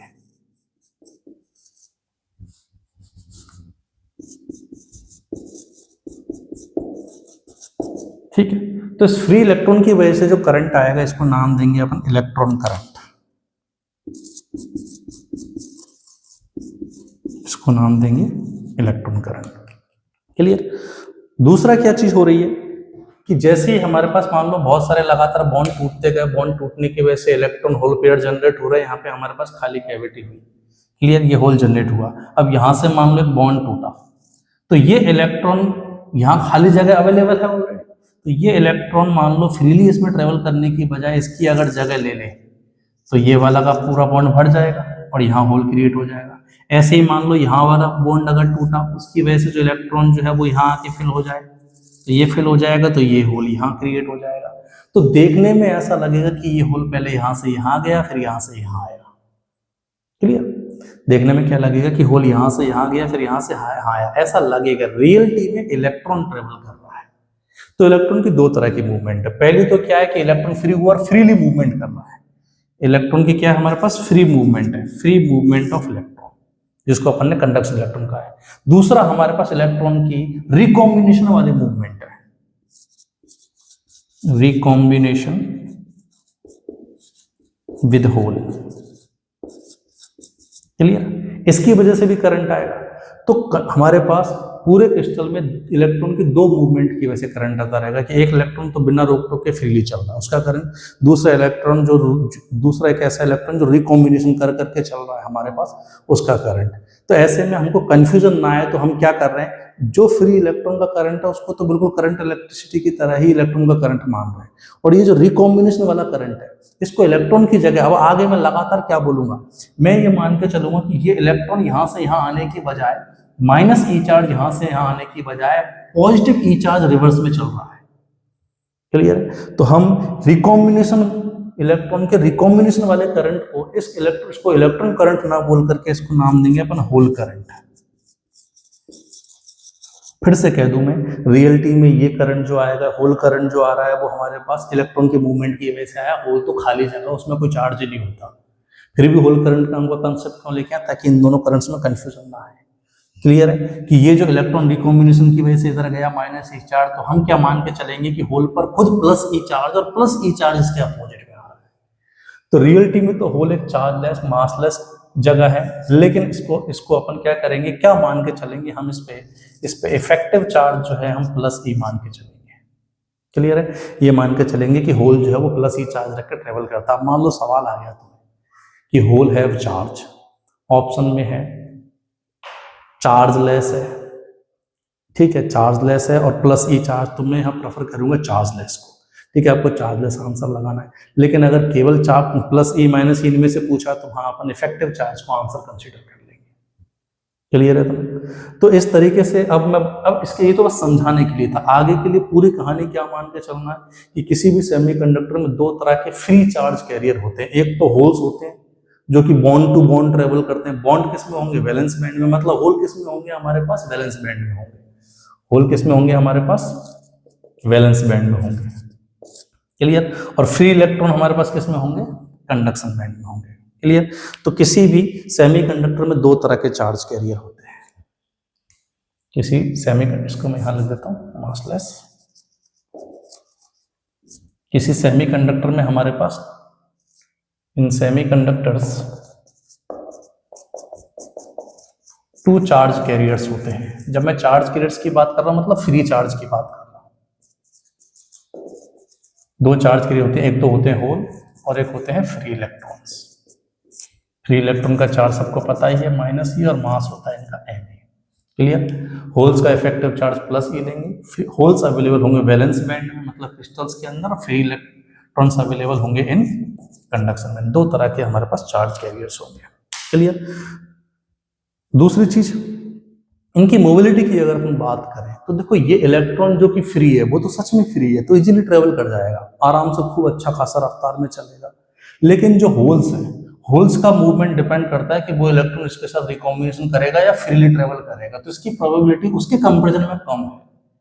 तो ऐसे में होल्स के आगे बढ़ने के चांसेस रिलेटिवली उस फ्री इलेक्ट्रॉन के कम है। तो मैं कह सकता हूं कि वो free electron relatively fast travel कर सकता है, इजीली ट्रेवल कर सकता है।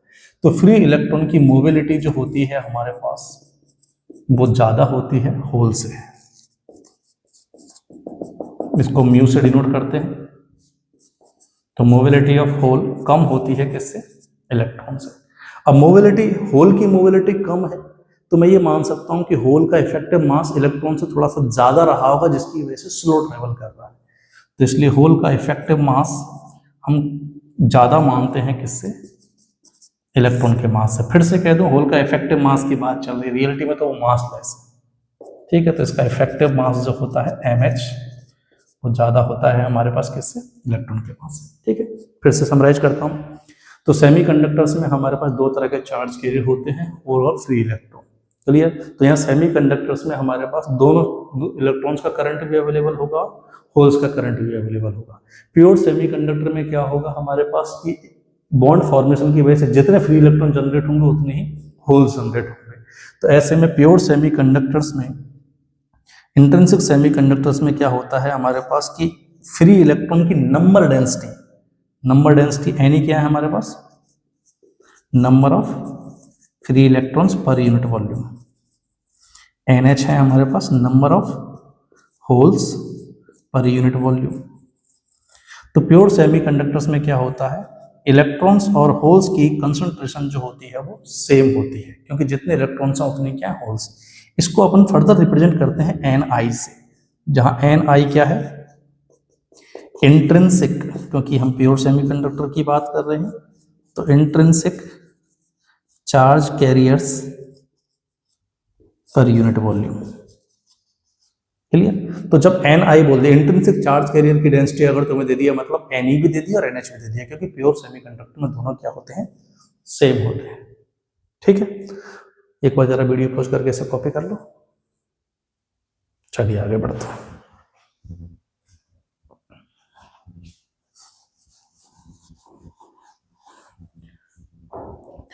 तो प्योर सेमीकंडक्टर्स में हमारे पास Ni और NH दोनों बराबर होते हैं, दोनों की वजह से करंट आता है। कितना करंट आता है अपन ये भी लिख सकते हैं, टोटल करंट जो आएगा हमारे पास वो इलेक्ट्रॉन का करंट प्लस होल का करंट होगा, ठीक है। ये अलग से मैं टेबल बनवा के कंपैरिजन करवा दूंगा तुम्हारी इंट्रिंसिक और एक्सट्रिंसिक की फॉर्म। फिलहाल अपन यहीं तक समझते हैं। अब नेक्स्ट आगे बढ़ते हैं, लिखिए जरा। अच्छा एक चीज और, यहाँ दोनों सेम होते हैं तो ऐसे में कोई भी मेजॉरिटी और माइनॉरिटी जैसा सिनेरियो यहाँ नहीं है। तो एक्सट्रिंसिक सेमीकंडक्टर की तरफ चलते हैं जरा। ये हमारे पास इम्प्योर सेमीकंडक्टर होते हैं, ठीक है। थोड़ी देर पहले हमने पढ़ा, to improve the conductivity of intrinsic semiconductor हम क्या करते हैं? We add some impurity in intrinsic semiconductor, ठीक है। इंट्रिंसिक सेमीकंडक्टर में हम कुछ इम्प्योरिटी मिला देते हैं जिससे उनकी कंडक्टिविटी बढ़ जाती है, ठीक है। तो नए बने जो मटेरियल्स जो है सेमीकंडक्टर, उनको क्या बुलाते हैं? Extrinsic semiconductor. थोड़ा सा फोकस करते हैं इम्प्योरिटी पे थोड़ा सा और, ठीक है। तो जो प्रोसेस है, जिस प्रोसेस से इसको मिलाया जाता है, process of mixing of impurity, process of mixing impurity, ये होती है डोपिंग। ध्यान देना, इम्प्योरिटी मिक्स करने का मतलब ये नहीं प्योर के साथ इम्प्योरिटी चिपका दी, फिर तो ये अलग रहेगी और ये अलग रहेगी, इसकी मॉलिक्यूलर स्ट्रक्चर अलग, इसके बिहेवियर अलग और इसके अलग रहेंगे, ठीक है। डोपिंग का मतलब है तुम उसके क्रिस्टल के अंदर तक जाके चेंज करोगे, ठीक है। जैसे कि एग्जांपल के लिए अगर मैं बात करूं कि मान लो मेरे पास दो बिस्किट है, उनको मैंने चिपका दिया क्रीम से, तो अब इस बिस्किट की और इस बिस्किट की प्रॉपर्टी टोटली बिस्किट बिस्किट जैसी रहेगी, कोई चेंज नहीं आएगा हमारे पास, क्रीम का क्रीम जैसा बिहेवियर रहेगा। लेकिन अगर उस बिस्किट को मान लो मैं चाय में डुबो दूं, ठीक है, तो वो चाय को काफी हद तक एब्जॉर्ब कर जाएगा, तो अंदर तक जाके वो गीला हो जाएगा। हालांकि ये प्रोसेस भी डोपिंग नहीं है, ठीक है, ये इसको भी अपन एब्जॉर्प्शन बुलाते हैं, ठीक है। लेकिन फिर भी काफी हद तक समझने के लिए काफी है कि चाय में जब बिस्कुट को डुबोया जाता है, हमारे पास बिस्कुट को जब डुबोया जाता है तो उसके अंदर तक एब्जॉर्ब होता है पूरा का पूरा, है ना। तो ऐसी डोपिंग क्या है हमारे पास? डोपिंग में क्या होगा, जो हमारे पास क्रिस्टल है उसके अंदर तक जाके चेंज किया जाएगा, ठीक है। Process of impurity, process of mixing impurity क्या है हमारे पास? डोपिंग। और जिस इम्प्योरिटी को अपन मिलाते हैं इसको बुलाते हैं डोपेंट, ठीक है। फिर जो बना मटेरियल है फॉर्म्ड इम्प्योर मटेरियल जो है इसको अपन बुलाते हैं डोप्ड मटेरियल। कुछ टर्म्स हैं, बाई चांस बीच में कहीं मिल जाए तो कंफ्यूज मत होइएगा, ठीक है। अब इम्प्योरिटी मिलाते टाइम कुछ चीज़ों का हमको ध्यान रखना होता है। कैसे कि जैसे मान लो सिलिकॉन का क्रिस्टल है, इसकी साइज मान लो जितनी है उतनी ही दिखा रखी है, ठीक है। एक सेमीकंडक्टर है, मैं चाहता हूं कि इम्प्योरिटी मिला के इसकी कंडक्टिविटी इंप्रूव हो जाए, तो मैं उतने ही साइज का इम्प्योरिटी मिलाऊंगा जिसकी साइज इसी के आसपास हो। उससे क्या होगा, इसकी क्रिस्टल स्ट्रक्चर खराब नहीं होगी, क्योंकि ऐसा थोड़ी है कि सेमीकंडक्टर मेरे को इसको इम्प्रूव इसकी कंडक्टिविटी बढ़ानी थी, इम्प्योरिटी ऐसी मिला दी कि अभी सेमीकंडक्टर रहा ही नहीं, कुछ और ही बन गया, इंसुलेटर बन गया, फिर तो क्या ही फायदा होगा उसको मिलाने का। तो इम्प्योरिटी हमेशा ऐसी मिलाई जाती है कि इम्प्योरिटी का एटम का साइज और जो मटेरियल है उसका एटम का साइज ऑलमोस्ट कंपेरेबल हो, ठीक है। और ऐसा भी नहीं है कि हर एक सिलिकॉन के साथ साथ एक एक इम्प्योरिटी चिपका देंगे, फिर तो वो सिलिकॉन का बिहेवियर खो देगा, ठीक है, क्योंकि फिर तो वो सेमीकंडक्टर ही नहीं रहेगा, ठीक है। तो ऐसे में ऐसा नहीं किया जाता है कि हर सिलिकॉन के साथ एक एक इम्प्योरिटी का एटम चिपका दिया जाता है, हर 10 लाख पे एक एटम इम्प्योरिटी का मिलाया जाता है, कि हर 1 मिलियन सिलिकॉन पे जाके अपन एक इम्प्योरिटी का एटम मिलाते हैं। इस रेशो में जनरली हमारे पास इम्प्योरिटी ऐड की जाती है, ठीक है। तो इम्प्योरिटी ऐड करते टाइम क्या क्या खास बात है कि the size of impurity atom वो कंपेरेबल होनी चाहिए,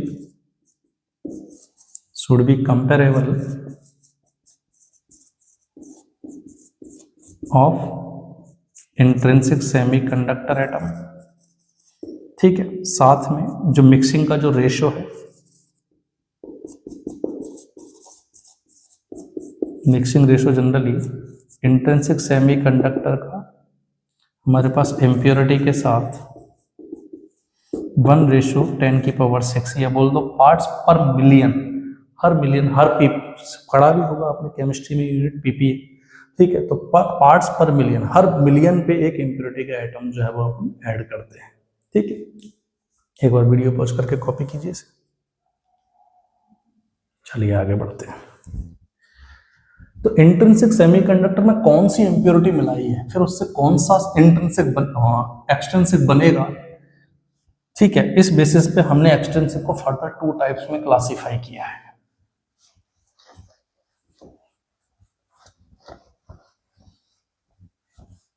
उम्मीद है समझ आ रहा होगा, वैसे तो थोड़ा सा बोरिंग सा लेक्चर लग रहा होगा। तो एक्सटेंसिव सेमीकंडक्टर फर्दर हमारे पास 2 टाइप के होते हैं, एक तो है पी टाइप और एक है एन टाइप, ठीक। एक एक करके अपन समझते हैं कि क्या है। पी टाइप में अपन मिलाते हैं ट्राइवेलेंट इम्प्योरिटी, क्योंकि सिलिकॉन, जर्मेनियम सारे कार्बन फैमिली के मेंबर हैं, ठीक है। तो ये टेट्रावेलेंट होते हैं, तो इनके जस्ट पास में ट्राइवेलेंट भी है और पेंटावेलेंट भी है, सेम साइज के। तो ट्राइवेलेंट इम्प्योरिटी और पेंटावेलेंट इम्प्योरिटी मिलाने से, ठीक है, ये टाइप बनते हैं। तो पी टाइप बनता है हमारे पास जब हम ट्राइवेलेंट इम्प्योरिटी ऐड करते हैं, और एन टाइप में हम पेंटावेलेंट इम्प्योरिटी मिलाते हैं। अब एक एक करके जरा पढ़ते हैं इसे। तो फर्स्ट हेडिंग लिख लीजिए, एन टाइप सेमीकंडक्टर।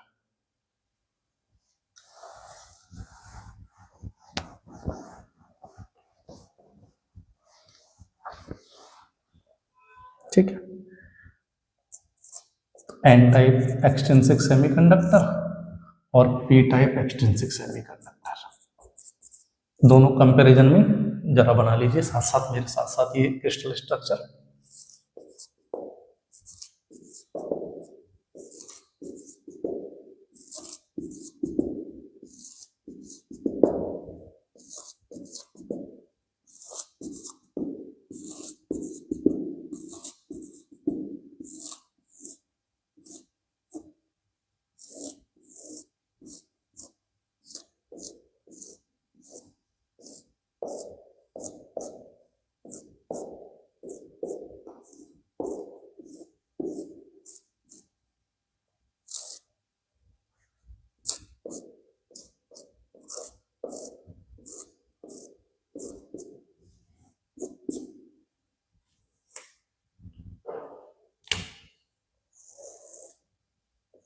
तो ये पूरा क्रिस्टल जो है वैलेंस बैंड को रिप्रेजेंट करेगा और ये कंडक्शन बैंड को, ठीक है।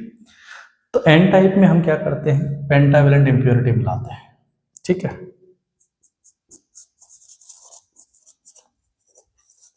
Pentavalent impurity.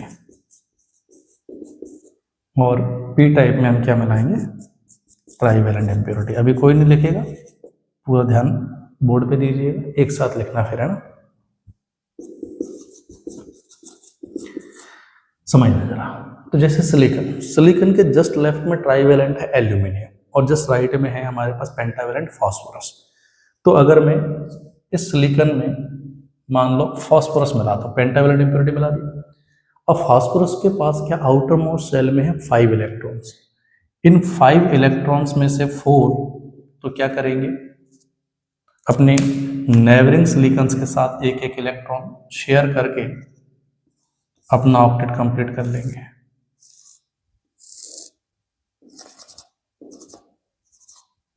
ये शेयर्ड वाला हो गया और ये इलेक्ट्रॉन हमारे पास फास्फोरस का हो गया,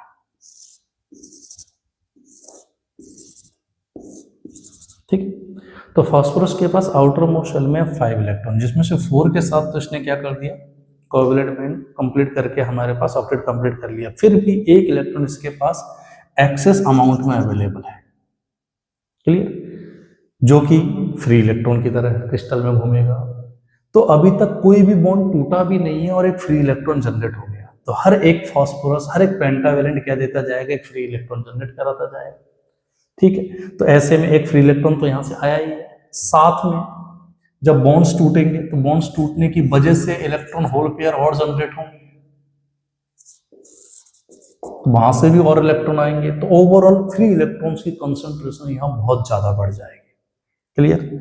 तो यहाँ पे फ्री इलेक्ट्रॉन्स की जो कंसंट्रेशन है बहुत ज्यादा हो जाएगी, किससे, कंपैरेटिवली होल्स से। तो ऐसे में फ्री इलेक्ट्रॉन्स जो हैं वो मेजॉरिटी चार्ज कैरियर की तरह काम करेंगे। मेजॉरिटी चार्ज कैरियर्स, केवल मेजॉरिटी लिख देता हूं, और होल्स जो हैं इसमें वो माइनॉरिटी चार्ज कैरियर होंगे। तो ऐसे में जब मेजॉरिटी में इलेक्ट्रॉन्स हैं इसके अंदर, तो इलेक्ट्रॉन का करंट बहुत ज्यादा होगा होल्स के करंट से। तो टोटल करंट को मैं लगभग इलेक्ट्रॉन के करंट के बराबर ही मान सकता हूं, क्लियर, ठीक है।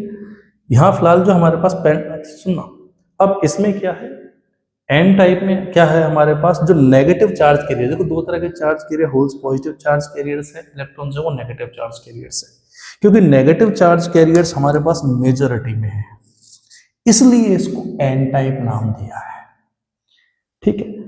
इसको एन टाइप इसलिए नाम नहीं दिया कि नेगेटिवली चार्ज है, ध्यान देना, इसलिए नाम दिया है क्योंकि इसमें नेगेटिव चार्ज कैरियर्स मेजॉरिटी में है, क्लियर। ओवरऑल अगर मैं बात करूं तो ओवरऑल तो ये इलेक्ट्रिकली न्यूट्रल ही होता है। ओवरऑल इलेक्ट्रिकली क्या होते हैं, ये एन टाइप के सेमीकंडक्टर इलेक्ट्रिकली न्यूट्रल ही होते हैं। क्यों, क्योंकि जैसे देखो ये जो इलेक्ट्रॉन था जो इसने बाहर छोड़ा है फ्री, उसके करस्पॉन्डिंग उसको न्यूट्रलाइज करने के लिए इसके न्यूक्लियस में भी तो एक प्रोटॉन है। सिमिलरली यहाँ पे इलेक्ट्रॉन होल पेयर बन रहे हैं, ठीक है, जिन जिन के इलेक्ट्रॉन निकल रहे हैं उनके करस्पॉन्डिंग प्रोटॉन न्यूक्लियस में भी है। तो ओवरऑल पूरे क्रिस्टल का टोटल चार्ज तो जीरो होता है, वो इलेक्ट्रिकली न्यूट्रल ही होता है, क्लियर। नेमिंग जो की गई है वो चार्ज कैरियर के बेसिस पे की गई है, क्लियर। चाहो तो लिख लेना यहाँ, नेमिंग जो है वो किसके बेसिस पे की गई है, एन टाइप मतलब कि नेगेटिव चार्ज कैरियर्स मेजॉरिटी में है, इस बेसिस पे की गई है, ठीक है। अब यहां अगर मैं इंप्योरिटी के बारे में थोड़ी सी और अगर बात करूं तो पेंटावेलेंट इंप्योरिटी जो है, जो क्रिस्टल में इलेक्ट्रॉन को डोनेट करने का काम कर रही है, इसलिए इस पेंटावेलेंट इंप्योरिटी को अपन इसको यहां लिख दूं ऊपर,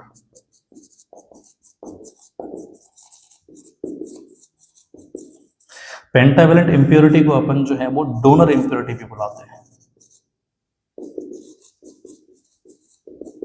ठीक है। पेंटावेलेंट इंप्योरिटी जो होती है वो हमारे पास डोनर इंप्योरिटी होती है, ठीक है। क्योंकि ये ध्यान से सुनना, ये जो फास्फोरस जो तुमने मिलाया है वो क्रिस्टल में बंधा हुआ है, तो ये कहीं ट्रेवल नहीं करेगा, ट्रेवल करेंगे फ्री इलेक्ट्रॉन और होल्स, ये है फ्री चार्ज कैरियर हमारे पास, ठीक है। तो इम्प्योरिटी की अगर मैं बात करूँ तो ये जो इम्प्योरिटी है हमारे पास वो डोनर इम्प्योरिटी है। तो ऐसे में इसको अगर मैं डी से डिनोट कर दूँ तो ये जो डोनर इम्प्योरिटी है, जब इससे एक इलेक्ट्रॉन बाहर चला गया तो खुद आयोनाइज हो जाएगा। तो ऐसे में इसको जब सिम्बलाइज करूंगा तो मैं आगे ऐसे सिम्बलाइज करने वाला हूँ कि डोनर इम्प्योरिटी जो है, इससे एक इलेक्ट्रॉन बाहर निकल गया तो डोनर इम्प्योरिटी खुद तो क्या हो गई, पॉजिटिवली चार्ज हो गई, क्योंकि जैसे इलेक्ट्रॉन निकलेगा तो खुद आयोनाइज हो जाएगा। तो ये तो हो गई पॉजिटिवली चार्ज। क्लियर। और इससे एक फ्री इलेक्ट्रॉन जो है वो हमारे पास फ्री हो गया। इलेक्ट्रॉन को मैं ऐसे डिनोट करूंगा। क्लियर। तो ये पॉजिटिव किसको बता रहा है, ठीक है, पॉजिटिव बता रहा है हमारे पास किसको, डोनर इम्प्योरिटी को। ध्यान देना, और ये इम्प्योरिटी एटम में बंधी हुई है, मतलब ये इमोबाइल चार्ज है, ये खुद नहीं चल सकता। इसके साथ जो है ये फ्री इलेक्ट्रॉन को बता रहा है, ये मोबाइल चार्ज है जो कि चार्ज कैरियर का काम करेगा।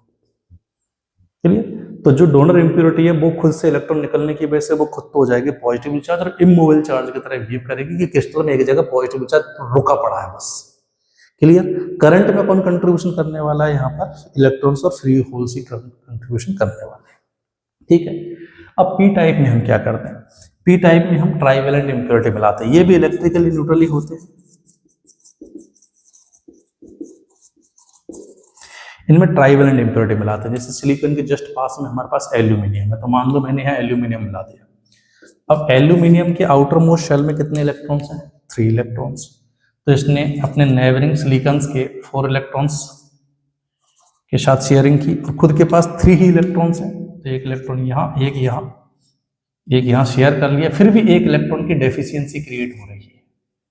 ठीक है, क्योंकि एल्यूमिनियम ट्राइवेलेंट है, उसके आउटर मोस्ट में 3 इलेक्ट्रॉन्स, तो ऐसे में यहाँ आउटलेट कंप्लीट नहीं हुआ, तो बिना कोई बॉन्ड ब्रेक हुए ही होल जनरेट हो गया।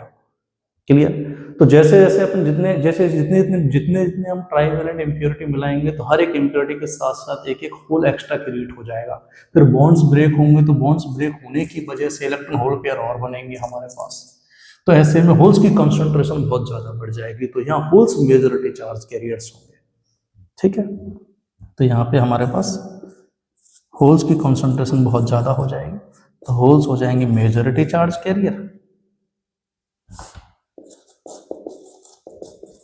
और इलेक्ट्रॉन्स हो जाएंगे minority charge carrier.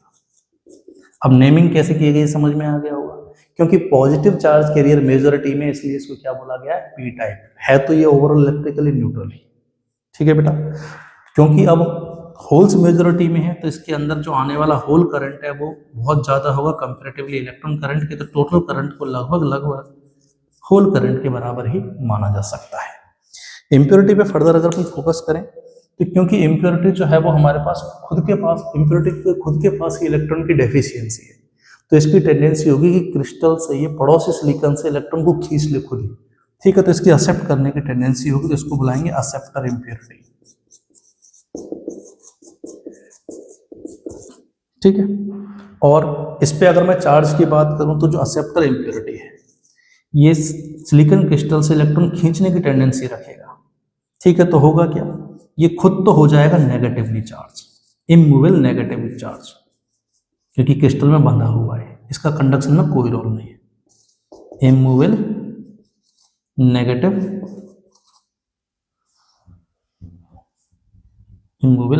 Impurity atom, और इसके साथ साथ क्या चलेगा, एक होल चलेगा, होल को मैं खाली वर्ड इससे डिनोट करता हुआ आ रहा हूं हर जगह, तो इसी से डिनोट करूंगा। ये किसको डिनोट कर रहा है हमारे पास, ये मूविल होल को डिनोट कर रहा है। ध्यान देना, इम्प्योरिटी को मैं लार्ज साइज में प्लस माइनस से डिनोट कर रहा हूँ, ट्राइवेलेंट इम्प्योरिटी है मतलब एक्सेप्ट करने की टेंडेंसी होगी, माइनस से डिनोट किया जाएगा। ठीक है, उसके साथ उसकी वजह से फ्री मोबाइल होल जनरेट होगा। ऐसे पेंटावेलेंट जो है उसकी डोनेट करने की टेंडेंसी होगी, तो खुद पे पॉजिटिव चार्ज होगा, लेकिन उसकी वजह से एक मोबाइल फ्री इलेक्ट्रॉन जनरेट होगा। कंडक्शन में इस फ्री इलेक्ट्रॉन और होल्स का रोल है, इन इमोबाइल पॉजिटिव नेगेटिव का कोई रोल नहीं है, क्योंकि ये तो इम्प्योरिटी क्रिस्टल में बंधे हुए होंगे। ठीक है बेटा, इतना समझ में आ गया। तो पी टाइप और एन टाइप में हमने समझ लिया कि भाई कौन सी इम्प्योरिटी मिलाई, किस तरह का हमारे पास क्या बिहेवियर है। एक बार वीडियो पॉज करके जरा कॉपी कर लीजिए सर।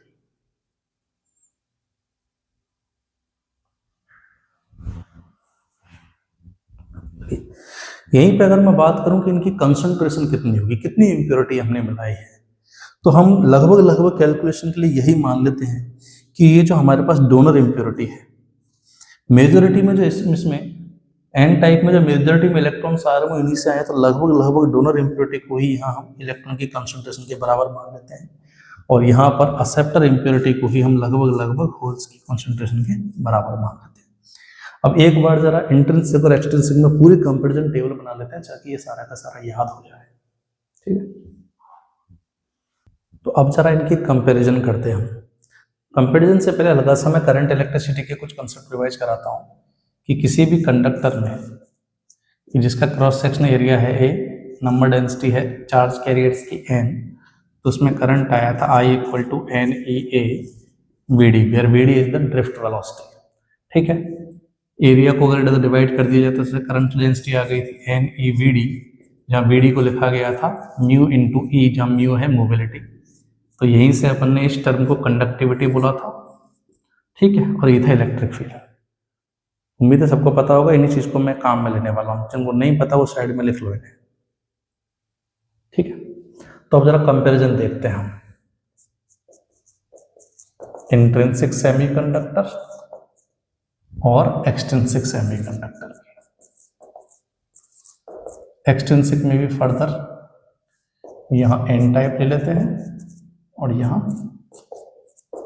P type.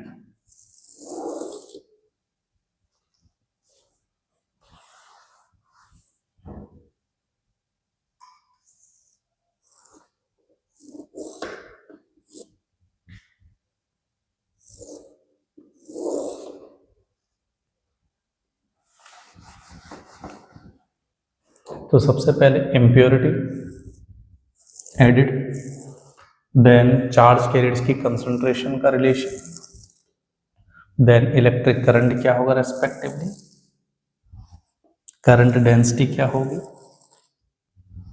कंडक्टिविटी क्या होगी, नेट चार्ज कितना होगा, और उसके बाद इनके बॉन्ड जो है एनर्जी बैंड्स की, कंडक्शन बैंड, वैलेंस बैंड,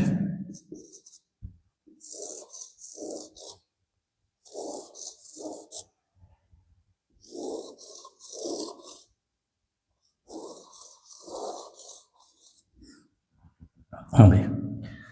तो इंट्रिंसिक सबसे पहले इम्प्योरिटी देखते हैं। तो इंट्रिंसिक सेमीकंडक्टर में कोई इम्प्योरिटी नहीं होती, ये प्योर सेमीकंडक्टर होते हैं। ठीक है, एन टाइप में हम कौन सी इम्प्योरिटी मिलाते हैं, पेंटावेलेंट इम्प्योरिटी, या इसी को अपन बुलाते हैं डोनर इम्प्योरिटी।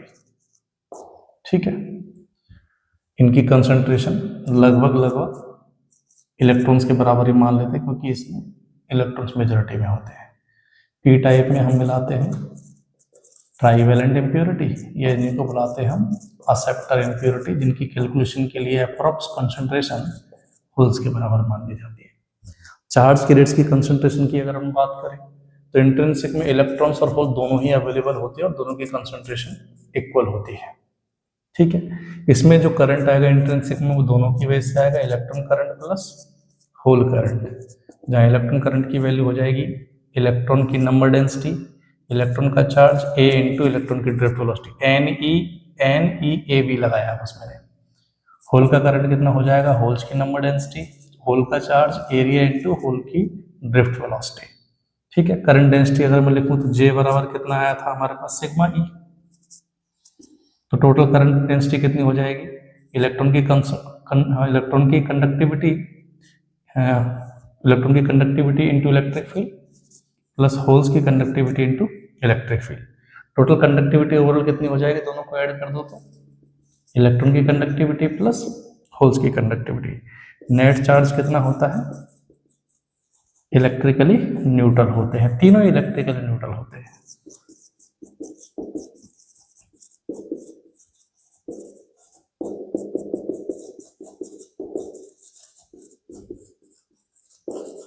ठीक है, अब एन टाइप में हमारे पास चार्ज कैरियर्स में अगर बात करें तो इलेक्ट्रॉन्स मेजॉरिटी में होते हैं, होल्स से होल्स हो जाते हैं माइनॉरिटी में। ठीक है। तो ऐसे में इलेक्ट्रॉन्स मेजॉरिटी में तो अपन पूरे करंट, इलेक्ट्रॉन का करंट बहुत ज़्यादा होगा होल से, तो टोटल करंट को लगभग लगभग इलेक्ट्रॉन के करंट के बराबर ही लिख सकते हैं। इलेक्ट्रॉन का करंट हो जाएगा इलेक्ट्रॉन की नंबर डेंसिटी EAVE। ठीक है, तो करंट डेंसिटी भी लगभग लगभग हमारे पास इलेक्ट्रॉन की करंट डेंसिटी के बराबर, टोटल कंडक्टिविटी भी लगभग इलेक्ट्रॉन की कंडक्टिविटी के बराबर लिख दी जाएगी। सिमिलरली पी टाइप में हमारे पास होल्स मेजॉरिटी में हो जाते हैं, ये माइनॉरिटी में। इसकी वजह से होल्स का करंट बहुत ज़्यादा हो जाता है, तो टोटल करंट को लगभग लगभग होल्स का करंट, होल्स की नंबर डेंसिटी, होल का चार्ज A इंटू होल की drift velocity, total current density को लगभग लगभग होल्स की वजह से, और सिमिलरली यहाँ पे कंडक्टिविटी भी होल्स की वजह से भी लिखी जा सकती है। ठीक है, अब नीचे एनर्जी बैंड क्या बनाया मैंने, तो इंट्रिंसिक सेमीकंडक्टर्स में क्या होता है, देखो वैलेंस बैंड में अवेलेबल होते हैं होल्स और कंडक्शन बैंड में अवेलेबल होते हैं इलेक्ट्रॉन्स।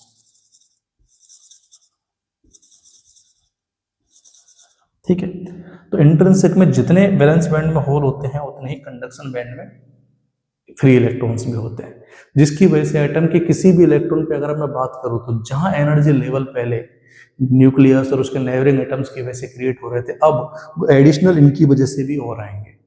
तो होगा क्या, क्योंकि दोनों तरफ चार्ज हमारे पास बराबर बराबर, तो ऐसे में एकदम बीचों बीच एक एक्स्ट्रा एनर्जी लेवल क्रिएट हो जाता है इसमें, जिसको बुलाएंगे अपन इंट्रिंसिक एनर्जी लेवल।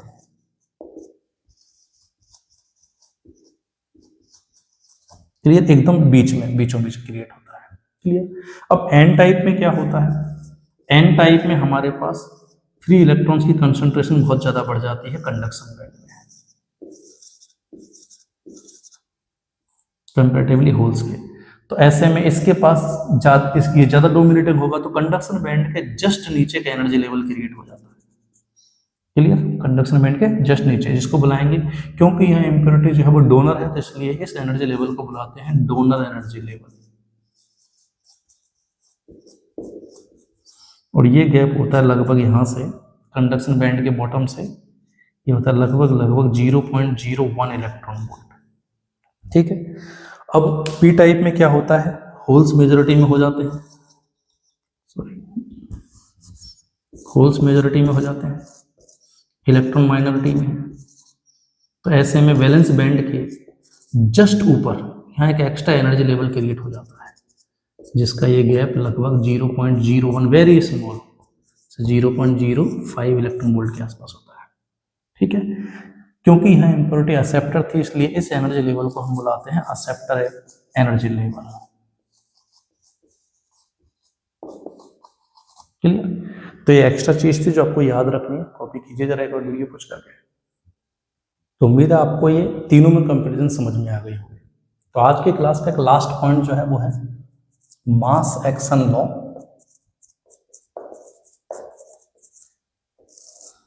ये क्या बोलता है कि देखो, जब भी हमने क्या किया, सेमीकंडक्टर मान लो किसी टेम्परेचर पे लेके आए, तो इसमें बॉन्ड्स को टूट करके इलेक्ट्रॉन होल पेयर बनते हैं, और इलेक्ट्रॉन और होल आपस में मिल करके फिर से रिकॉम्बिनेशन करके फिर से बॉन्ड भी बनाते रहते हैं। तो ये बॉन्ड्स का टूट के इलेक्ट्रॉन होल पेयर का बनना और रिकॉम्बिनेशन होने लगातार चलता रहता है। तो किसी भी टेम्परेचर पे हमने सेमीकंडक्टर को रख दिया, तो उसमें बॉन्ड्स के टूटने और बनने की इस जो रेट है, इसमें इक्विलिब्रियम अचीव हो जाता है। तो उस इक्विलिब्रियम से क्या रिजल्ट आते हैं, तो at thermodynamic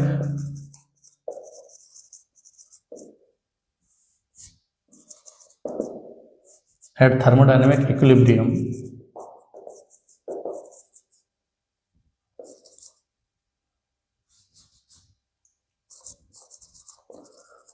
the rate of electron hole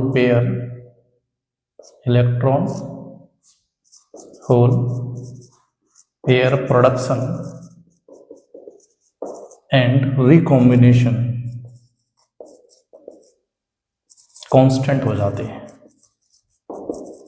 जिनकी वजह से जो इलेक्ट्रॉन्स और होल्स की कंसंट्रेशन का जो प्रोडक्ट होता है वो कांस्टेंट हो जाता है, और जो कि बराबर होता है इंट्रिंसिक सेमीकंडक्टर की नंबर डेंसिटी के स्क्वायर के। क्लियर, कि एक्सटेंसिव में मान लो Ne into NH है, ठीक है, तो ये बराबर हो जाएगा ni² के। अब ये अगर तुमने इंट्रिंसिक ले लिया तो NeNH बराबर हो गया ni का स्क्वायर बराबर ni का स्क्वायर ही बन जाएगा। क्लियर है? तो किसी भी सेमीकंडक्टर के लिए अपन क्या बोल सकते हैं, इलेक्ट्रॉन होल्स के कंसंट्रेशन का प्रोडक्ट हमेशा ni के स्क्वायर के बराबर होता है। तो इससे क्या हमको नंबर डेंसिटी निकालने में इसमें हेल्प मिल सकती है। जैसे एक सवाल देखते हैं इस पे, जरा ये कॉपी करो जरा, जब तक मैं एक सवाल लिखता हूँ।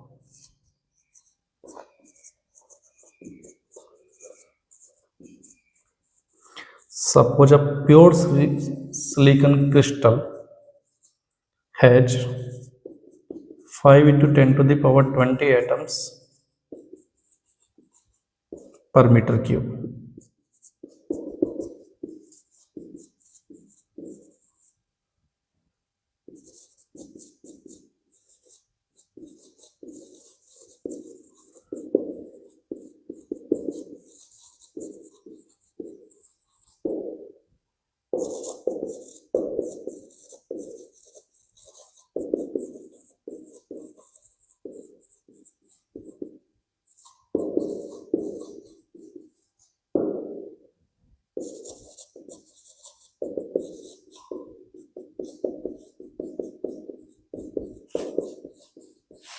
सवाल समझना कि बोला है हमारे पास कि एक प्योर सिलिकॉन क्रिस्टल की बात चल रही है जिसमें इतने एटम्स पर मीटर क्यूब हैं। किसके? सिलिकॉन के। सिलिकॉन की नंबर डेंसिटी इलेक्ट्रॉन्स और होल्स के लिए, और it is doped by 1 ppm concentration of the pentavalent arsenic. Pentavalent मिलाया है, मतलब कौन सा बनेगा? ये एन टाइप बनेगा। तो बनने वाला जो है वो क्या है हमारे पास? एन टाइप है। क्लियर? तो पहले तो जरा हम इन डोनर इम्प्योरिटी की तरह कंसंट्रेशन निकाल लेता हूं। तो हर 1 ppm मतलब हर 10 लाख पर हर 10 की पावर 6 सिलिकॉन पे हमने एक आर्सेनिक की इम्प्योरिटी मिलाई है। ठीक है, तो एक आर्सेनिक मिला है 10 की पावर 16 पर। ऐसे देख लो, अपन को निकालने की कितने आर्सेनिक मिला, डोनर की इम्प्योरिटी निकालनी है, तो 10 की पावर 16 पे कितने मिल रहे हैं? एक। तो एक सिलिकॉन के कंट्रीब्यूशन में कितना आएगा? 1/10 की पावर 6 आर्सेनिक। और ऐसे कितने सिलिकॉन है पर मीटर क्यूब में? इतने। तो 5 इंटू 10 की पावर 28 सिलिकॉन के करस्पॉन्डिंग कितना आ जाएगा? 1/10 की पावर 6 इंटू 5 इंटू 10 की पावर 28 आर्सेनिक। तो डोनर इम्प्योरिटी की कंसंट्रेशन कितनी आ गई हमारे पास? ये आ गई 5 इंटू 10 की पावर 22 पर मीटर क्यूब। क्लियर? तो इस एन टाइप के सेमीकंडक्टर को बनाने में हमने जो डोनर इम्प्योरिटी ली है वो इतनी ली है। क्लियर? अब जितनी डोनर लगभग उतने ही हमारे पास क्या मान सकते हैं? इलेक्ट्रॉन की कंसंट्रेशन मान सकते हैं। तो इस एन टाइप में इतनी इलेक्ट्रॉन की कंसंट्रेशन रहेगी। साथ में तुम इंट्रिंसिक की कंसंट्रेशन दे रखी है, तो बोला इलेक्ट्रॉन होल्स की कंसंट्रेशन कितनी होगी? तो इंट्रिंसिक की तो इलेक्ट्रॉन्स की तो किसके बराबर आ गई? डोनर इम्प्योरिटी के बराबर एन टाइप में। क्लियर? अब होल्स की निकालनी, तो N E into N H कितना होता है? एन आई का स्क्वायर। एन ई हमको पता ही है, एन एच पूछा है, एन आई की वैल्यू दे रखी 1.5 इंटू 10 की पावर 16। तो इसको मैं क्या लिख देता हूँ? मैं स्क्वायर कर दो यहाँ पे, तो 2.25 इंटू 10 की पावर 32 बन गया। तो ये वैल्यू आ गई एन एच बराबर 2.25, या इसको 5 से डिवाइड कर दे तो ये आ जाएगा हमारे पास 0.45 इंटू 10 की पावर 10। तो होल्स की कंसंट्रेशन आ गई 4.5 इंटू 10 की पावर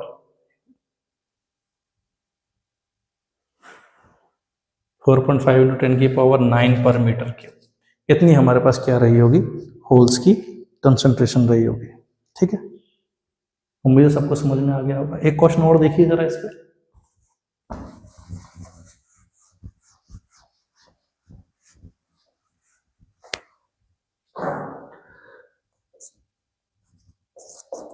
मान लो कोई सेमीकंडक्टर है, उसमें आपको इलेक्ट्रॉन्स और होल्स की कंसंट्रेशन का रेशियो दे रखा है 1:2।